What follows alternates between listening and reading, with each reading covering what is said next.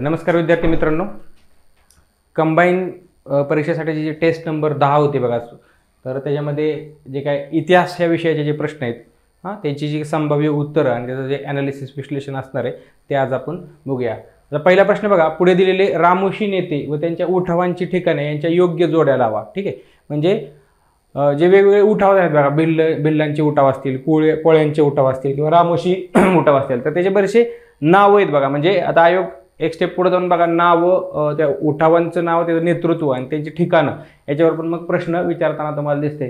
तर सुरुवातीला दिले बघा, सत्तू नाईक, उमाजी नाईक, दौलतराव नाईक आणि चित्तूर सिंग नाईक असं दिले आणि ठिकाणं दिलेत बघा. तर तुम्हाला हे तर माहीत असते बाबा की उमाजी नाईक जे आहेत बघा ते पुरंदर या ठिकाणी उठावाचं नेतृत्व केलं. सत्तू नाईक जे बघा त्याच्या आधी, म्हणजे उमाजी नाईकांच्या आधी हे सत्तू नाईकांचं मन वळवलं होतं वगैरे, तुम्ही वाचलं असेल बघा, सासवड या ठिकाणी होते. आणि दौलतराव नाईक जे ते कोरेगाव या ठिकाणी होते. तर चित्तूर सिंग नाईक यांनी सातारा या ठिकाणी तुम्हाला नेतृत्व केलेलं दिसून येतं. त्यामध्ये डचं 2, म्हणजे बघू शकता तुम्ही डचं 2 असलेले एकमेव उत्तर आहे बघा. कचं 1, म्हणजे बाकीचे पण सगळे बचं 3 म्हणजे पुरंदर येणार, हे सगळे जुळून येते बघा. तर रामोशी नेते आणि त्यांच्या उठावाची ठिकाणं, असंच बाकीचे जे उठाव आहेत बघा ते पण तुम्ही बघणं यामध्ये अपेक्षित आहे. म्हणजे भिल्लांच्या उठावामध्ये किंवा कोळ्यांच्या उठावामध्ये कधी कधी काय झालं ते या अनुषंगाने तुम्ही बघणं गरजेचं आहे. ओके, दुसरा प्रश्न बघा की गटात न बसणारा शब्द. मागं कुलकर्णी लीलामृत वगैरे तो प्रश्न आला होता बघा MPSC मध्ये. ठीक आहे, तर त्याच पद्धतीचा हा प्रश्न टाकलेला आहे बघा. राघवभूषण, अंबालहरी, शालापत्रक आणि दीनबंधू अशी तुम्हाला वृत्तपत्र देतात. आणि गटात न बसणारा किंवा याच्यापेक्षा सगळ्यांपेक्षा वेगळं असणारा वृत्तपत्र कोणतं हे तुम्हाला सांगायचं आहे. कोणतं वृत्तपत्र आहे बरं? तर शालापत्रक हे जे वृत्तपत्र आहे हे याच्यामध्ये वेगळं ठरतं. कारण अंबालहरी, राघवभूषण, दीनबंधू हे सगळे जे वृत्तपत्र आहे हे एक प्रकारे ब्राह्मणेतर वृत्तपत्रासारखं किंवा सत्यशोधक समाज त्या रिलेटेड असणारी वृत्तपत्रक तुम्हाला दिसतात. शालापत्रक हे जे वृत्तपत्र आहे ते कोणाचे? कृष्णशास्त्री चिपळूणकरांचं वृत्तपत्र तुम्हाला दिसतं. म्हणजे याच्याशी काही संबंध येत नाही, विष्णुशास्त्री आणि कृष्णशास्त्री चिपळूणकर यांच्याशी. म्हणून जे करेक्ट उत्तर आहे ते बघा, शालापत्रक हे वृत्तपत्र येतं. आता पुढचा प्रश्न आहे की डॅश यांनी हितोपदेशक भजन समाज याची स्थापना. डायरेक्ट 1 लाईनर प्रश्न दिला आहे की बऱ्याचशा वेळा आपण त्या व्यक्ती सापेक्ष हा प्रश्न आहे आणि व्यक्तीबद्दल वाचत असतो, पण एखादा पॉईंट सुटून जातो. मागं कृष्णराव भालेकरांवर प्रश्न टाकलेत बघा, आणि त्यामध्ये मला असं कुठेतरी वाटलं की हा एक प्रश्न टाकला पाहिजे. कृष्णराव भालेकरच याचं राईट उत्तर आहे बघा, की ज्यांनी हितोपदेशक समाजाची स्थापना केली. म्हणजे सत्यशोधक समाजाचे एक धडाडीचे कार्यकर्ते म्हणून कृष्णराव भालेकरांनी काम केलेलं तुम्हाला दिसतं. मुकुंदराव पाटलांनी पण काम केले. त्यांचे पण दीनमित्रसारखे जे वृत्तपत्र आहेत बघा मुकुंदराव पाटलांचे ते पण आहेत. पण हितोपदेशक भजन समाज जो इथे दिलाय तो कृष्णराव भालेकरांचा आहे. ओके, पुढचा जो प्रश्न आहे बघा, तुम्ही बघू शकता की पुणे करार जो आहे, तर त्या पुणे करारा संदर्भातले चुकीचे विधान कोणते हे तुम्हाला ओळखायचं होतं, बरोबर.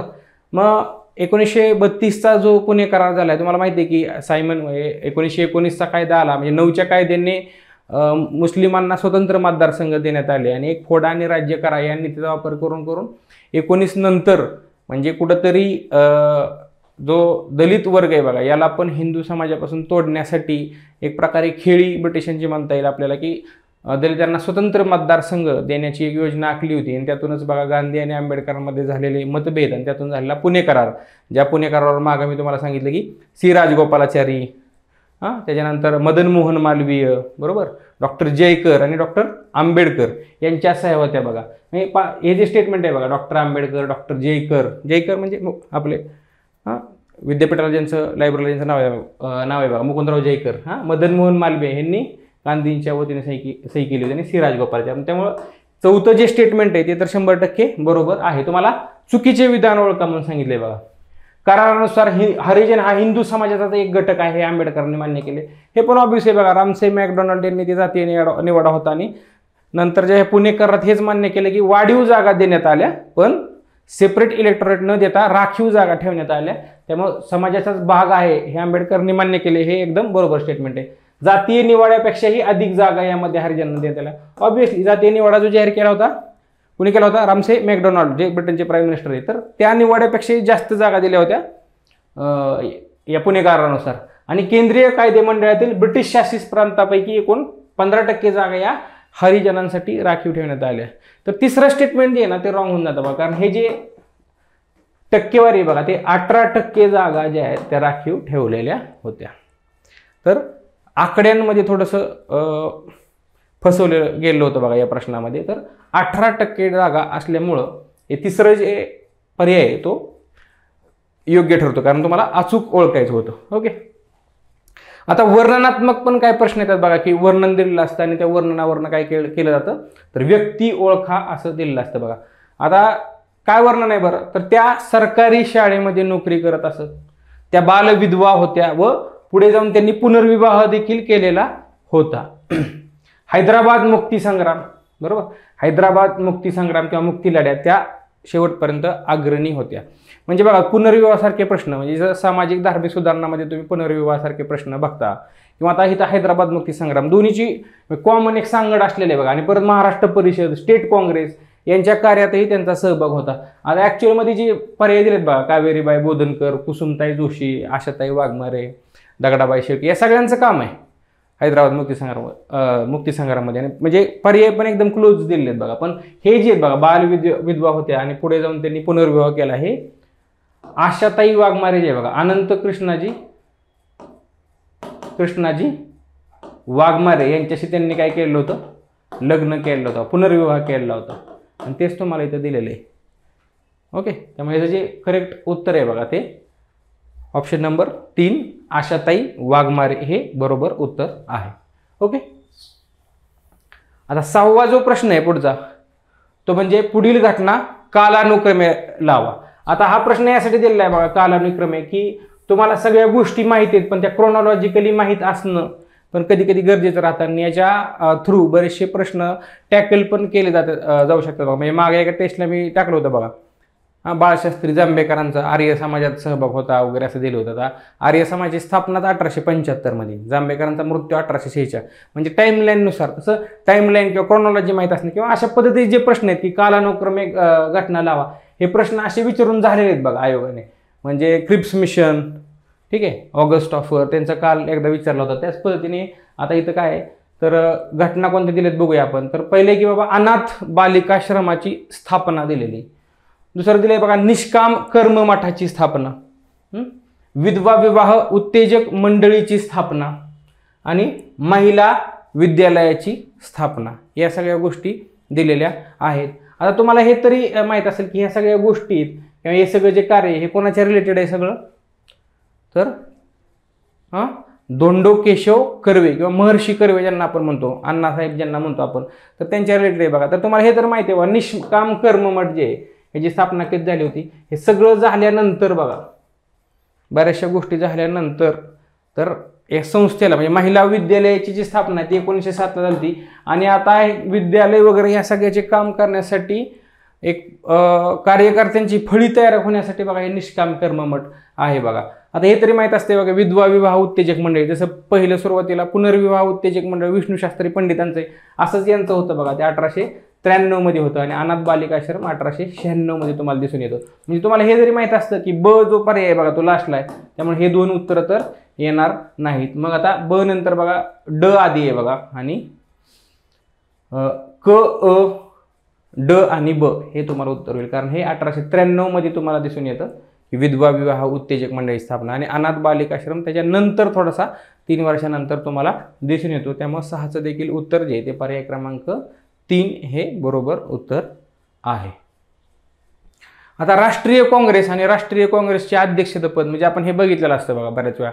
म्हणजे मी सांगतो तुम्हाला, पहिलं अधिवेशन बघा मुंबई, नंतर दुसरं अधिवेशन कलकत्ता, तिसरं मद्रास बघा, चौथं अलाहाबादला, 5वं परत मुंबई. मी ह्या सगळ्या गोष्टी बघू. आणि त्यानंतर मी तुम्हाला सांगतो 7, 11, 13 असे जे प्राईम नंबर आहे ज्याला मूळ संख्या म्हणतो ते महाराष्ट्रात झालेले आहेत बघा. 7वं जे आहे ते नागपूरला झालेलं होतं, 11वं जे सेशन होतं ते पुण्यात झालेलं होतं, आणि 13वं जे ते अमरावतीत झालेलं होतं. तसंच हे सगळ्या गोष्टी आपण बघत असतो. त्याचे अध्यक्ष, मग पहिले हिंदू अध्यक्ष कोण, पहिले मुस्लिम अध्यक्ष किंवा ब्रिटिश आपण बघतो या सगळ्या गोष्टी. तसं राष्ट्रीय काँग्रेसचे पहिले मराठी भाषिक जे ते अध्यक्ष कोण होते असा प्रश्न विचारला आहे तुम्हाला. कोण होतं सांगा बरं. आता लोकमान्य टिळक हे तर माहीत असते, लोकमान्य टिळक कधीच अध्यक्ष काँग्रेसचे झाले नाहीत. गोपाळकृष्ण गोखले कधी होते बरं? 1905 होते का? बनारस सेशन जे होतं. पण त्याच्या आधी पण एका व्यक्तीने, मी मराठी भाषिक असणारी व्यक्ती, आता तुम्ही म्हणाल की मराठी भाषिक मी दादाबाई वगैरे, दादाबाई मुंबई प्रांतातून होते बघा, पण मराठी भाषिक तुम्हाला इथं विचारले आणि असं पण तिथं नाहीच आहे. तर आरजी भांडारकर जे आहेत, ते आरजी भांडारकर काय होते? पहिले मराठी भाषिक जे होते अध्यक्षपद हे त्यांनी भूषवलेलं होतं. ओके. आता पुढचा जो प्रश्न आहे तर तुम्ही बघू शकता की अयोग्य जोडी कोणती हे तुम्हाला विचारलेलं आहे बघा. अयोग्य जोडी म्हणजे साहित्य दिले आणि समाज सुधारक किंवा सगळ्या महिला दिल्यात बघा. इथं महिला समाज सुधारक किंवा महिलांचं जे विविध क्षेत्रातलं काम आहे तर ते दिलेत बघा, आणि त्यांची अयोग्य जोडी कोणती हे तुम्हाला ओळखायला लावले. आता पहिलं त्यातलं जे नाव आहे बघा ते इरावती कर्वे, आणि त्यांचं माझे पुराण असं पुस्तक आहे असं सांगितलंय बघा. आता इरावती कर्वे कोण आहेत बरं? कोण आहेत इरावती कर्वे?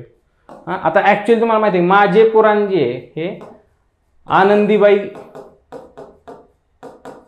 किंवा गोदूबाई किंवा बाया कर्वे ज्यांना म्हणलं जातं त्यांचं आहे बघा. इरावती कर्वे या सून आहेत त्यांच्या, ठीक आहे, त्यांचं पुस्तक नाही आहे बघा. इरावती कर्वे ज्यांना पहिली वुमन अँथ्रोपॉलॉजिस्ट वगैरे म्हणलं जातं बघा. त्या क्षेत्रामध्ये यांचं भरपूर काम होतं. माझे पुराण ते इरावती कर्वेंचं नाही, ते बाया कर्वे किंवा गोदूबाई कर्वे, आनंदीबाई कर्वे यांचे. पहिली जी जोडी ते डायरेक्ट रॉंग ठरून जाते. दुसरे बघा Ramabai Ranade, the high caste Hindu woman. आता हे तर माहित असतं बघा, the high caste Hindu woman हे रमाबाई रानडेंच्या रिलेटेड नाही, तर पंडिता रमाबाई. बऱ्याच ठिकाणी इथं कन्फ्यूज होताना मुलं दिसून येतात, आणि त्यामुळे मुद्दाम हा प्रश्न टाकलेला आहे की परत तरी इथं चुकल्यानंतर पोरांनी अवेअर होऊन या गोष्टी परत एकदा बघाव्या. ते रमाबाई रानडेंचं नाही, तर पंडिता रमाबाईंचं the high caste Hindu woman. Vishnubuwa Brahmachari यांचं वेदोक्त धर्मप्रकाश हे तुम्हाला माहितच आहे. वेदोक्त धर्मप्रकाश जे विष्णुबुवा ब्रह्मचारीचे त्यांचं आहे बघा. आणि ख्रिश्चन मिशनरीवरचा वादविवाद वगैरे या सगळ्या गोष्टी तुम्हाला माहिती आहे की विष्णुबुवा ब्रह्मचारी यांचं काम आहे बघा. वर्तमान दीपिका ज्ञानोदयमधनं जे काही टीका होत होती बघा हिंदू धर्मावर, त्याला विरोधासाठी काढलेलं, तसंच त्यांचं वेदोक्त धर्मप्रकाश पण आहे. आणि काशीबाई कानेटकर जे आहे त्यांचं रंगराव हे देखील काशीबाई कानेटकरांचंच आहे. काशीबाई कानेटकर कशासाठी प्रसिद्ध आहेत बरं? एक महिला समाजसुधारक आणि आत्मचरित्र आणि एक चरित्र लिहिण्यात, चरित्र जे बायोग्राफी लिहिण्यात काशीबाई कानेटकरांनी मोठा रोल बजावलेला तुम्हाला दिसून येतो. आणि मला वाटतं पहिल्या ज्या महिला डॉक्टर आहेत गोपाळराव जोशी यांच्या पत्नी आनंदीबाई जोशी यांचं चरित्र काशीबाई कानेटकरांनी लिहिलेलं तुम्हाला दिसून येईल. तसंच रंगराव रंगराव ते देखील त्यांचंच आहे बघा. त्यामुळे दोन्ही पर्याय हे बरोबर आहे, पण तुम्हाला अयोग्य जोडी ओळखायची, त्यामुळं अ आणि ब बरोबर दोन्ही अयोग्य जोडी विचारली तुम्हाला, त्यामुळे अ आणि ब हे दोन्ही अयोग्य जोडी आहेत. तिसरा आणि क आणि ड जे ते एकदम बरोबर आहे बघा. माझे पुराण तुम्हाला सांगितलं, माझे पुराण कोणाचं आहे? आनंदीबाई कर्वे यांचं आहे. ओके, म्हणजेच गोदूबाई कर्वे, बाया कर्वे. आता पुढचा प्रश्न बघा की 1936चं फैजपूर सेशन. फैजपूर म्हणजे जळगावमधलं फैजपूर, जिथं पहिल्यांदी काँग्रेसचं सेशन जे आहे ते खेडेगावामध्ये झालं बघा. तर या अधिवेशनासंदर्भातलं चुकीचं विधान कोणतं आहे ते तुम्हाला ओळखायचं आहे बघा. तर यावेळी अध्यक्षपद म्हणजे काँग्रेसचे अध्यक्षपद, ठीक आहे, पंडित जवाहरलाल नेहरू यांच्याकडे होते. ऑब्व्हियसली एकदम बरोबर आहे की बाबा महाराष्ट्रातच होते आणि पंडित जवाहरलाल नेहरू यांच्याकडे ते अध्यक्षपद होतं. अधिवेशनासाठी बघा प्रेमाताई कंटक यांनी 150 स्त्रियांचे काँग्रेस सेविका दल उभारले होते. एकदम बरोबर आहे. पण प्रेमाताई कंटक, आणि तुम्हाला नाव माहीत व्हावं की कोणी हे केलं होतं, म्हणजे उद्या जर तुम्हाला आलं की डॅश यांनी फैजपूर सेशन साठी 150 स्त्रियांचे काँग्रेस सेविका पथक उभारलं, तर तुम्हाला माहित असावं प्रेमाताई कंटक म्हणून ही लाईन टाकली बघा. एकदम बरोबर स्टेटमेंट आहे बघा. आणि समाजवादी तत्वप्रणालीवर आपली श्रद्धा आहे असे नेहरूंनी सांगितले. मी ऑब्व्हियसली तुम्हाला हे माहितीच आहे की नंतरच्या काळात पण नेहरूंनी समाजवादाचा स्वीकार किंवा 5 इयर प्लॅन जे आहेत बघा ते पण रशियाकडनं इन्स्पायर होऊन, मी तेव्हाची USSRकडनं इन्स्पायर होऊन केलेलं हे तुम्हाला दिसून येतं. त्यामुळं असं जाहीर त्यांनी केलंच होतं. म्हणजे अगदी सोशलिझमवर त्यांचं असणारं प्रेम काय लपून नव्हतं. आणि याच अधिवेशनात अखिल भारतीय किसान सभा बघा, जे नेते NG रंगा वगैरे होते, तर याचं पहिलं अधिवेशन, तर ते पहिलं नाहीये, दुसरं अधिवेशन होतं बघा, सेकंड अधिवेशन होतं, जे याच अधिवेशनामध्ये भरवण्यात आलं. त्या म्हणजे चौथं स्टेटमेंट आहे ते रॉंग आहे आणि तेच तुमचं चुकीचे विधान ओळखा असं विचारल्यामुळे चौथं जे पर्याय आहे बघा तोच तुमचा उत्तर आहे. ओके. आणि आता शेवटचा जो प्रश्न आहे बघा, शेवटचा जो प्रश्न आहे तुमचा, ओके, की काय फॅक्टरी ऍक्ट बद्दलचा प्रश्न आहे बघा, की फॅक्टरी ऍक्ट, एक मिनिट, तर फॅक्टरी ऍक्ट 1891 मध्ये पुढीलपैकी कोणती तरतूद नव्हती. आता कामगार प्रश्न आणि कामगार प्रश्नाच्या रिलेटेड काय, कामगार प्रश्न आणि कामगार प्रश्नाच्या रिलेटेड जे काय तरतुदीत याच्यावर पण मागच्या 2 वर्षाखाली प्रश्न येऊन गेले आणि कामगार प्रश्नावर वारंवार कंबाईन परीक्षेला प्रश्न विचारले जातात. कामगार चळवळ असेल किंवा ट्रायबल मुवमेंट असतील बघा. म्हणजे आता ट्रायबलचा पण आपण सुरुवातीला नेते बघितले, जसं कामगार प्रश्न, शेतकरी वर्गाचे उठाव याच्यावर वारंवार प्रश्न असतात. तसं फॅक्टरी ऍक्ट 1891 म्हणजे दुसरा जो फॅक्टरी ऍक्ट होता थोडक्यात, बरोबर. पहिला ऍक्ट 1881 मध्ये होता, दुसरा ऍक्ट जो 1891 मध्ये तुम्हाला दिसून येतं. पुढीलपैकी कोणती तरतूद नव्हती असं विचारली तर ते तरतुदी आपण वाचू बघा, की बालकामगारांना कामाचे तास 6.5 तासांपेक्षा जास्त असू नयेत, बरोबर. साप्ताहिक सुट्टी असावी, स्त्रियांचे कामाचे तास 11 तास असावेत, 11 असावेत आणि दुपारी त्यांना 1.5 तास सुट्टी असावी वगैरे, बरोबर. आणि 50 किंवा त्यापेक्षा जास्त कामगार किमान 3 महिने काम करतात त्या ठिकाणाला फॅक्टरी म्हणावे. ठीक आहे. म्हणजे वर्करने बघितलं तर हे सगळंच आपल्याला योग्य वाटतं, पण आयोग एक पाऊल पुढे जातं बघा. आता बालकामांना 6.5 तास, बऱ्याच ठिकाणी तुम्हाला ते 6.5 7.5 केलेलं दिसायचं. त्यामुळे ह्या प्रोव्हिजन पाठ असणं किंवा तुम्हाला एकदा नजरेखालनं जाणं हे तुम्हाला गरजेचं आहे. तर हे प्रोव्हिजन बरोबर आहे बघा. साप्ताहिक सुट्टी असावी का, तर असावी, हे पण आहे बघा. आणि कामाचे तास जे ते 11 असावे आणि दुपारी 1.5 तास, हे पण बरोबर आहे बघा. 50 जे आहेत लोक त्यामध्ये असावे, कामगार असावे आणि किमान 3 महिने जिथं दिले बघा, तर हे एकदम चुकीचं आहे. आणि 4 महिने किमान तिथं काम करतात या ठिकाणाला, म्हणजे 1/3 ऑफ द इयर थोडक्यात जे आहे की 4 महिने तिथं काम केलं पाहिजे त्या ठिकाणाला फॅक्टरी म्हणावे. म्हणजे एकदम बारीक तुम्हाला सांगतो की याच्यामध्ये बदल केलेला आहे, की आता इथं तुम्ही लक्षात घ्या, उद्या इथं 100 करतील, 100 किंवा त्यापेक्षा जास्त, तर त्यावेळेसची जी काही डेफिनेशन होती सेकंड फॅक्टरी ॲक्टनुसार, तर ती 50 किंवा त्यापेक्षा जास्त कामगार काम करतात. आणि दुसरी गोष्ट म्हणजे की 3 महिने नाही तर तिथं 4 महिने काम करतात त्या ठिकाणाला फॅक्टरी म्हणावे असं आहे. त्यामुळं चुकीचं किंवा तरतूद कुठली नसलेली, तर 1 नंबरचा जो पर्याय आहे तर ती तरतूद नव्हती. ही तरतूद वेगळी आहे थोडक्यात, की 4 महिने पाहिजे तिथं, बाकीच्या तरतुदी आहे अशा त्याच्यामध्ये आहेत. तर हे होते हिस्ट्री या विषयाचं विश्लेषण. धन्यवाद. नमस्कार विद्यार्थी मित्रांनो, आपल्याला आजच्या टेस्टमधले जे जॉग्राफीचे आणि इकॉनॉमिक्सचे क्वेश्चन्स आहेत हे बघायचे आहेत. ठीक आहे. बघा, जॉग्राफीचे जे क्वेश्चन्स होते ते होते आपले क्वेश्चन नंबर 11 पासून. आणि हा जो क्वेश्चन नंबर 11 आहे, इथे तुम्हाला जे अपतटीय बेटं आहे म्हणजे किनाऱ्यालगतची जी बेटं आहे ती बेटं आणि दुसऱ्या बाजूला राज्य विचारले होते. ठीक आहे. मग तुम्ही जर का इथे बघितलं तर होप नावाचं बेट कुठे आहे रे, तर ते आंध्र प्रदेशच्या पूर्व किनारपट्टीला आहे बघा, विशाखापट्टणमच्या जवळ. त्याच्यानंतर पिरोतन नावाचं बेट कुठे आहे, पिरोतन नावाचं बेट आहे तुमचं गल्फ ऑफ कच्छमध्ये, कच्छचं जे आखात आहे त्या कच्छच्या आखातामध्ये गुजरात राज्याच्या पश्चिम किनारपट्टीवरती. कनिका बेट जे आहे ते ओरिसा राज्याच्या पूर्वेकडे आहे. ओरिसा राज्याच्या पूर्वेकडे 2 महत्वाची बेटं आहे, एक आहे तुमचं कनिका बेट आणि दुसरं आहे डॉक्टर APJ अब्दुल कलाम बेट. हे पण तुम्ही या ठिकाणी लक्षात घ्यायचं आहे. त्याच्यानंतर दिवर नावाचं जे बेट आहे ते गोव्यामध्ये आहे. ठीक आहे. हां, ते रिव्हराईन आयलँड आहे. क्लिअर. सो या ठिकाणी मग जर का तुम्ही बघितलं तर पर्याय क्रमांक 3 याचं उत्तर आहे. 2, 3 त्याच्यानंतर 1 आणि पुन्हा 4. याच्या व्यतिरिक्त पण अजून काही महत्वाची बेटं आहेत जी मी तुम्हाला ऑलरेडी यूट्यूबच्या सेशनमध्ये शिकवलेली आहेत. सो ज्यांनी ते लेक्चर बघितलेलं नसेल त्यांनी ते यूट्यूबचं लेक्चर बघून घ्यायचं बघा. ठीक आहे. इथे क्वेश्चन नंबर 12 बघायचा आहे. क्वेश्चन नंबर 12 मध्ये तुम्हाला विचारलं होतं की पुढीलपैकी कुठलं राज्य हे भारतातलं दगडी कोळशाचं उत्पादन करणारं प्रमुख राज्य नाही. म्हणजे या ठिकाणी तुम्हाला हे माहीत असलं पाहिजे की भारतामध्ये दगडी कोळशाचं उत्पादन प्रामुख्याने कुठे कुठे होतं, तर जे छोटा नागपूरचं पठार आहे ते छोटा नागपूरच्या पठारावरती होतच होतं. आपल्याला सगळ्यांना माहीत आहे की पश्चिम बंगालमध्ये पण आहे, त्याच्यानंतर झारखंडमध्ये आहे, छत्तीसगडमध्ये आहे, ओरिसामध्ये आहे. पण खूप कमी लोकांना माहीत आहे की मध्य प्रदेश त्याच्यानंतर तेलंगणा या 2 राज्यांमध्ये सुद्धा काय होतं, दगडी कोळशाचं उत्पादन होतं. पश्चिम बंगाल तर वेल नोन आहे, हे सगळ्यांना माहीत आहे. मग इथं उरलं कोण, उरलं इथे मध्य प्रदेश. सो उत्तर काय आहे आपलं, आंध्र प्रदेश. सो उत्तर आहे आपलं आंध्र प्रदेश. आंध्र प्रदेशमध्ये दगडी कोळशाचे साठे नाहीत. क्लिअर आहे.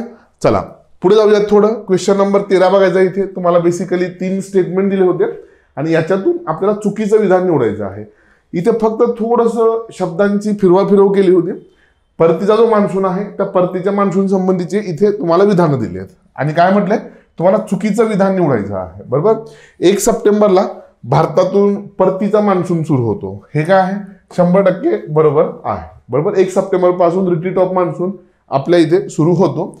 1 ऑक्टोबर पासून महाराष्ट्रामध्ये परतीचा मान्सून सुरू होतो. हे पण बरोबर आहे. आणि 1 डिसेंबर पर्यंत परतीचा मान्सून पूर्णपणे भारतातून निघून गेलेला असतो. आणि इथंच तुम्हाला काय केलं होतं थोडं फसवलं होतं. 1 डिसेंबरच्या ऐवजी 1 नोव्हेंबर असं दिलं होतं. मग जर का तुम्ही बघितलं त्या तिघही स्टेटमेंटमध्ये चुकीचं विधान कुठलं आहे रे फक्त क विधान जे आहे ते या ठिकाणी चुकीचं आहे. क्लिअर आहे. चला पुढे जाऊयात. पुन्हा इथं क्वेश्चन नंबर 14 मध्ये तुम्हाला जोड्या लावा असा प्रश्न विचारला होता.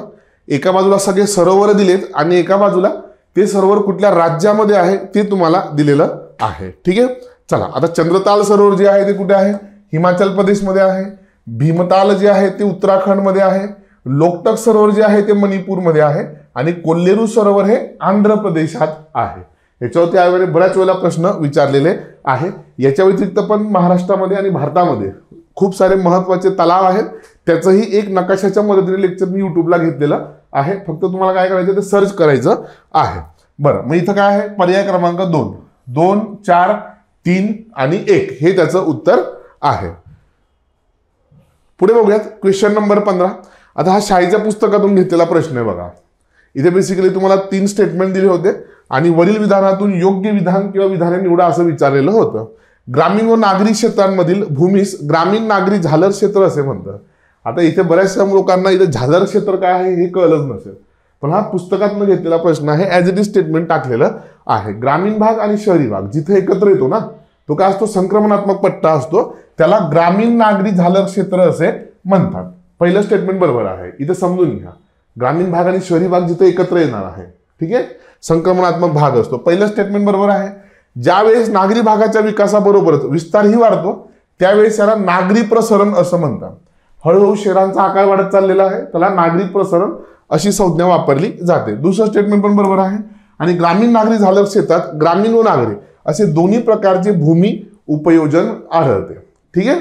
सो तिसरंही स्टेटमेंट या ठिकाणी बरोबर आहे. म्हणून याचं उत्तर काय आहे वरील सर्व. क्वेश्चन नंबर 16 बघा.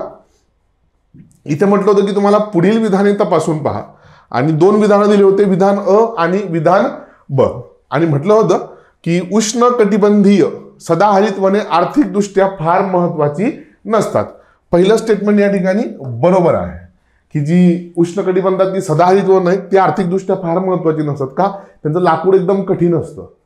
ठीक आहे. कठीण असल्यामुळे काय असतं त्याला अपेक्षित आकार देता येत नाही. प्लस ही वन अतिशय उंचावरती आहे त्याच्यामुळे एवढ्या उंचावरती जाऊन वृक्षतोड करणं पॉसिबल नाही. मोस्ट ऑफ दी उष्णकटिबंधीय वन जी आहेत ती काय आहेत तर प्रोटेक्टेड एरियाज आहेत संरक्षित क्षेत्र आहेत. त्याच्यामुळे सुद्धा तिथे वृक्षतोड फारशी करता येत नाही. सो पहिलं स्टेटमेंट या ठिकाणी बरोबर आहे. आणि दुसरं उष्णकटिबंधीय सदाहरित वनातील लाकडाचा टिंबर म्हणून उपयोग होत नाही हे स्टेटमेंट सुद्धा या ठिकाणी बरोबर आहे. ठीक आहे. सो म्हणून इथं काय आहे विधान अ आणि विधान ब दोन्ही विधाने योग्य आहेत. क्लिअर आहे. चला पुढचं बघा. एका बाजूला तुम्हाला अभयारण्य दिली होती आणि एका बाजूला काय दिलेलं आहे तर तुम्हाला जिल्हा दिलेला आहे की कुठल्या जिल्ह्यामध्ये ते आहे. मग इथं सागरेश्वर, तुंगारेश्वर, मयुरेश्वर आणि मायनी. आता सगळ्यांना माहित आहे की मायनी अभयारण्य कुठे आहे साताऱ्यामध्ये आहे. बरोबर का नाही. त्याच्यामुळे जर का तुम्हाला एवढी एक जोडी जरी माहीत असेल तरी सुद्धा खालचे सगळे ऑप्शन्स काय होतात तुमचे निघून जातात. त्याच्यानंतर सागरेश्वर कुठे आहे इथे सांगली जिल्ह्यामध्ये आहे. तुंगारेश्वर कुठे आहे पालघरमध्ये आहे. आणि मयुरेश्वर कुठे आहे पुण्यामध्ये आहे. इथे बारामतीच्या जवळ आहे. मयुरेश्वर अभयारण्य एकदम छोटंसं अभयारण्य आहे. म्हणून इथे पर्याय क्रमांक 1 याचं उत्तर आहे. आपण महाराष्ट्रातले सगळे महत्वाचे अभयारण्य ऑलरेडी नकाशाच्या मदतीने कव्हर केलेले आहे. सो तेही लेक्चर युट्यूबला आहे. तुम्ही डिटेल्स आधी ते बघू शकतात. Question number 18. पुढील विधानांतून चुकीचे विधान निवडा. इथे तुम्हाला 4 स्टेटमेंट दिले होते कोकण प्रशासकीय विभागाच्या संदर्भात आणि त्याच्यातून तुम्हाला चुकीचं विधान निवडायचं आहे. कोकण प्रशासकीय विभागाचा जर का तुम्ही आकार बघितला ना तर ते असा आहे. ओके. हा, सो सगळ्यात उत्तरेकडील तालुका कुठला आहे इथला? तलासरी तालुका आहे. पहिलं स्टेटमेंट बरोबर आहे. कोकण प्रशासकीय विभागातील सगळ्यात दक्षिणेकडचा तालुका दोडामार्ग आहे. हे पण स्टेटमेंट बरोबर आहे. सगळ्यात दक्षिणेकडे दोडामार्ग आहे. कोकण प्रशासकीय विभागातील सर्वात पूर्वेकडील पण दोडामार्ग आहे. तुम्ही जर का बघितलं तर सगळ्यात पूर्वेकडे पण कोण येतो? दोडामार्गच येतो. आणि या ठिकाणी चौथं स्टेटमेंट आपलं रॉंग होतं की समुद्र किनाऱ्याला आपल्याला सगळ्यात दक्षिणेकडचा तालुका कुठला आहे? तर त्याचं नाव आहे वेंगुर्ला. आता इथं काय नाहीये, इथे दोडामार्ग नाहीये. क्लिअर तुम्हाला? सो इथं काय पाहिजे होतं? वेंगुर्ला. सिंधुदुर्ग जिल्ह्यामध्ये 3च तालुके आहेत ज्यांना समुद्र किनारा लाभलेला आहे. क्वेश्चन नंबर 19 बघा. महाराष्ट्रातील पुढीलपैकी कोणती किंवा कोणत्या नद्या उत्तर वाहिनी आहेत? आता या टाईपचा क्वेश्चन यापूर्वी आयोगाने कधीही विचारलेला नाही. इथं तुम्हाला उत्तर वाहिनी नद्या विचारलेल्या आहेत. ती कुठल्या नद्या उत्तरेकडे वाहत जातात? तुम्ही जर का बघितलं, या तापी नदीच्या उपनद्या आहेत. काटेपूर्णा, वाघूर, मान या अशा खालून वरती येतात. बरोबर का नाही? हा, सो या 3 नद्या उत्तर वाहिनी आहे. ठीक आहे. नेत्रावती जी आहे ती तुम्हाला फसवण्यासाठी टाकली होती. ती आग्नेय आशियातली एक मोठी नदी आहे. म्हणून याचं उत्तर काय आहे? अ, ब, व, क. ठीक आहे. काटेपूर्णा, वाघूर नदीवर तर युपीएससीने पण प्रश्न विचारला आहे. ही कुठून येते? छत्रपती संभाजीनगर जिल्ह्यातून येते. आणि याच नदीच्या एका वळणावरती अजिंठा लेणी आहे. पुढे जाऊन ही भुसावळजवळ काय होते? तर तापी नदीला येऊन मिळते. मान नदी, काटेपूर्णा नदी अकोल्यातनं वाहतात. क्लिअर आहे? चला पुढचं बघा. Question number 20. पुढील विधाने विचारात घ्या. इथे तुम्हाला 4 विधानं दिली होती आणि पुन्हा काय विचारलं होतं? चुकीचं विधान निवडा. ओके, बरं. उन्हाळा ऋतूमध्ये महाराष्ट्राच्या पश्चिम किनारपट्टीवर प्रामुख्याने आरोह प्रकारचा पाऊस पडतो. पहिलं स्टेटमेंट या ठिकाणी बरोबर आहे. ठीक आहे. उन्हाळा ऋतूत तापमान वाढलेलं असतं, समुद्राच्या पाण्याची वाफ होते, प्रचंड ह्युमिडिटी वाढते आणि मग दुपारी 2, 3, 4च्या दरम्यान काय होतो? एकदम तुरळक पाऊस पडतो. म्हणजे थोडा थोडाच पाऊस पडतो, जास्त पाऊस पडत नाही. त्याला आपण आरोह प्रकारचा पाऊस म्हणतो. पहिलं स्टेटमेंट बरोबर आहे. ईशान्य मान्सूनच्या दरम्यान पश्चिम घाटात प्रतिरोध प्रकारचा पाऊस पडतो. आता ईशान्य मान्सून म्हणजे कुठला? परतीचा मान्सून आहे. आता मुलांना जर का हा थोडा फरक जर नाही कळला ना, तर तुमचं इथं स्टेटमेंट काय होतं? चुकीचं होतं. इथे ईशान्य मान्सून नव्हतं पाहिजे, इथं नैऋत्य मान्सून पाहिजे होतं. आलं का? नैऋत्य मान्सूनच्या काळात काय होतं? पश्चिम घाटामुळे वारे अडवले जातात आणि प्रतिरोध प्रकारचा पाऊस पडतो. त्याच्यामुळे दुसरं स्टेटमेंट या ठिकाणी चुकीचं आहे. स्टेटमेंट तिसरं बघा. महाराष्ट्रात हिवाळा ऋतूत तुरळक प्रमाणात पावसाची नोंद होते. होते का? होते. हिवाळा ऋतूमध्ये जो पाऊस पडतो त्याला आपण बेसिकली अवकाळी पाऊस असं म्हणतो. काय म्हणतो? अवकाळी पाऊस. क्लिअर? चौथं स्टेटमेंट. महाराष्ट्रात आवर्त प्रकारचा पाऊस पडत नाही. चूक. जेव्हा आवर्त निर्माण होता समुद्र किनाऱ्याच्या जवळ, तेव्हा किनारपट्टीच्या भागामध्ये आवर्त प्रकारचा पाऊस पडतो. म्हणून या ठिकाणी काय आहे? ब व ड हे 2 स्टेटमेंट चुकीचे आहे. म्हणून उत्तर आहे याचं दुसरं. ठीक आहे. चला क्वेश्चन नंबर 21 पासून आपले इकॉनॉमिक्सचे क्वेश्चन आहे. या ठिकाणी तुम्हाला 2 विधानं दिले होते आणि म्हटलं होतं खाली की वरती पुढील विधानांचा विचार करा किंवा विचारात घ्या. विधान अ काय सांगते? 15 ऑगस्ट 2008 रोजी सबसिडीयुक्त वित्त पुरवठा करून रोजगार निर्मिती करण्याच्या हेतूने प्रधानमंत्री रोजगार निर्मिती योजना सुरू करण्यात आली. पहिलं स्टेटमेंट या ठिकाणी बरोबर आहे. एकदम फॅक्च्युअल टाईपचे क्वेश्चन्स आहेत. आयोगाने दरवेळेस काही केले तर योजनांवरती प्रश्न विचारलेले आहेत. तुम्हाला योजना व्यवस्थित करून द्यायच्या आहेत. दुसरं विधान ब. आधीच्या पंतप्रधान रोजगार योजना व ग्रामीण रोजगार निर्मिती योजना या योजनांच्या एकत्रीकरणातून ही नवीन योजना सुरू करण्यात आली. हे पण काय आहे? दुसरं हे जे आहे ते काय आहे? विधान. ते पण बरोबर आहे. त्याच्यामुळे या ठिकाणी दोन्ही विधाने योग्य आहेत. ठीक आहे. सिंपल क्वेश्चन होता. पुढचा बघा थोडा ट्रिकी क्वेश्चन होता या ठिकाणी की दारिद्र्य निर्मूलनासाठी भारत सरकारने जो त्रिआयामी दृष्टिकोन अवलंबलेला आहे याच्यापैकी कुठल्या दृष्टिकोनाचा समावेश होत नाही. आता ह्या टाईपचे जे क्वेश्चन्स असतात ना, तर बहुतांश मुलांना कल्पना नसल्यामुळे किंवा सगळे पर्याय सारखे दिसल्यामुळे चुकण्याची खूप जास्त शक्यता असते. सो भारताचा दारिद्र्य निर्मूलनासाठीचा जो त्रिआयामी दृष्टिकोन आहे प्रामुख्याने त्याच्यामध्ये काय होतं? आर्थिक वाढ घडवून आणणे जेणेकरून दारिद्र्य कमी होईल. त्याच्यानंतर किमान मूलभूत सुविधा लोकांना प्रोव्हाइड करणे जेणेकरून दारिद्र्य कमी होईल आणि दारिद्र्य निर्मूलन कार्यक्रम प्रभावीपणे राबवणे. मग त्याच्या अंतर्गत वेगवेगळ्या योजना आहेत. त्याच्यामध्ये नियोजनात्मक वाढ असा कुठलाही दृष्टिकोन नाही. त्याच्यामुळे इथं 22व्या प्रश्नाचं उत्तर आहे तुमचं पहिलं. ठीक आहे. चला क्वेश्चन नंबर 23 बघा. पुढील विधानांतून चुकीचे विधान निवडा. 4 स्टेटमेंट दिले होते. जनगणनेसंबंधित हे आहे. पुढचं बघा. भारतात 1951 मध्ये 28.33% साक्षरता होती. नाही, किती होते? It was 18%. 18% होती. हे ती वाढत जाऊन 2011 मध्ये 72.98% झाली. सो पुढचं स्टेटमेंट बरोबर आहे. पहिलं स्टेटमेंट जे आहे ते या ठिकाणी रॉंग आहे. त्याच्यामुळे काय झालं, इथे पहिलंच तुमचं उत्तर आहे. बाकी या ठिकाणी जे तुम्हाला 3 स्टेटमेंट दिले होते की 2001च्या तुलनेत 2011 मध्ये साक्षरतेत 8.15% वाढ झाली. 2011च्या जनगणनेनुसार सर्वाधिक साक्षरता केरळ राज्यामध्ये आहे, सगळ्यात कमी बिहारमध्ये आहे आणि 2001 ते 11 या दशकात साक्षर लोकसंख्येत 20 कोटीची भर पडली. सो हे तिघही स्टेटमेंट बरोबर आहे. पहिलं स्टेटमेंट फक्त 28चं या ठिकाणी 18 असलं पाहिजे. क्वेश्चन नंबर 24 बघा. या ठिकाणी तुम्हाला पुन्हा पंचवार्षिक योजनांच्या संदर्भात जी सरकती योजना आहे ना, भारतामध्ये पंचवार्षिक योजना सुरू झाल्यानंतर पहिल्या 3 पंचवार्षिक योजना झाल्यानंतर मग काय केली होती, सरकती योजना, ज्याला इंग्लिशमध्ये रोलिंग प्लॅन म्हणतो, ही लागू केली गेली होती. जर का तुम्हाला थोडं पॉलिटिकल हिस्ट्री माहित असेल, मोरारजी देसाई वगैरे, तर तुम्ही हे उत्तर सॉल्व्ह करू शकता. 4 स्टेटमेंट दिले होते आणि याच्यातून योग्य विधान किंवा विधाने निवडायची होती. बेसिकली रोलिंग प्लॅन मध्ये काय असतं, उद्दिष्ट 5 वर्षाचंच असतं. फक्त काय केलं जातं तर दर 1 वर्षाला त्याचं परत इव्हॅल्युएशन करून त्याच्यात चेंजेस केले जातात. सो दीर्घकालीन लक्ष्य ठरवले असं तरी क्षेत्रीय घटकांसाठी 1 वर्षाचे लक्ष्य ठरवून दरवर्षी त्यात हवा तो बदल करता येतो. म्हणजे एकदम 5 वर्षाची योजना बनवून घ्यायची आणि दरवर्षीचं इव्हॅल्युएशन करायचं.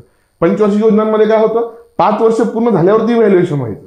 इथं रोलिंग प्लॅन मध्ये काय आहे, 5 वर्षाचे 5 तुकडे करायचे, 1 आणि दरवर्षी हवे ते बदल करायचे. सो पहिलं बरोबर आहे. दुसरं विधान बघा, सरकत्या योजनेत लवचिकता नसते, हे स्टेटमेंट चुकीचं आहे. लवचिकता असते, तुम्ही हवे ते बदल करू शकतात म्हणून ती फ्लेक्झिबल आहे. सो दुसरं स्टेटमेंट चुकीचं आहे. दरवर्षी निर्धारित लक्ष्यांमध्ये बदल करता येतो, आत्ताच तुम्हाला सांगितलं. सो या ठिकाणी क स्टेटमेंट पण बरोबर आहे. आणि पुढचं बघा, वरील उद्दिष्टे आणि साध्य यातील अंतर वाढत जाते. चूक, अंतर कमी होत जाते, कारण की दरवर्षी चेंज करत असतो. त्याच्यामुळे या ठिकाणी अ व क विधान हे चुकीचं आहे. सॉरी, अ व क विधान योग्य आहे, ब व ड हे चुकीचं आहे. त्याच्यामुळे उत्तर किती आहे तुमचं, उत्तर आहे पर्याय क्रमांक 3. पुढचा बघा, क्वेश्चन नंबर 25. 4 स्टेटमेंट दिलेत म्युच्युअल फंडच्या संदर्भामध्ये. ओके, आणि इथं तुम्हाला विचारलं होतं की चुकीचं विधान निवडा. शेअर आणि इक्विटीमध्ये गुंतवलेल्या म्युच्युअल फंडला शेअर फंड असे म्हणतात, हे चूक आहे. याला इक्विटी फंड असा शब्द आहे. काय शब्द आहे, इक्विटी फंड. सो इथे इक्विटी फंड शब्द पाहिजे होता. पहिलं स्टेटमेंट तुमचं रॉंग आहे. दुसरं, कर्ज रोख्यांमध्ये म्हणजे बॉन्ड्स आपण ज्याला म्हणतो, गुंतवणूक केलेल्या म्युच्युअल फंडला डेट फंड असे म्हणतात, स्टेटमेंट बरोबर आहे. शेअर तसेच रोखे या दोघांमध्ये गुंतवणूक केलेल्या म्युच्युअल फंडला हायब्रिड फंड म्हणतात, हे पण बरोबर आहे. आणि काही म्युच्युअल फंड 13 महिन्यांपेक्षा कमी मुदतीच्या बिले व पत्रांमध्ये गुंतवणूक करता येतात, अशांना नाणे बाजार फंड किंवा मनी मार्केट फंड हे असं म्हणतात. सो या ठिकाणी दुसरं, तिसरं, चौथं स्टेटमेंट अगदी योग्य आहे. लक्षात घ्या. क्लिअर आहे तुम्हाला. चला, पहिलं स्टेटमेंट याचं उत्तर आहे जे की चुकीचं आहे. चुकीचं विधान विचारलं होतं ना. Question number 26.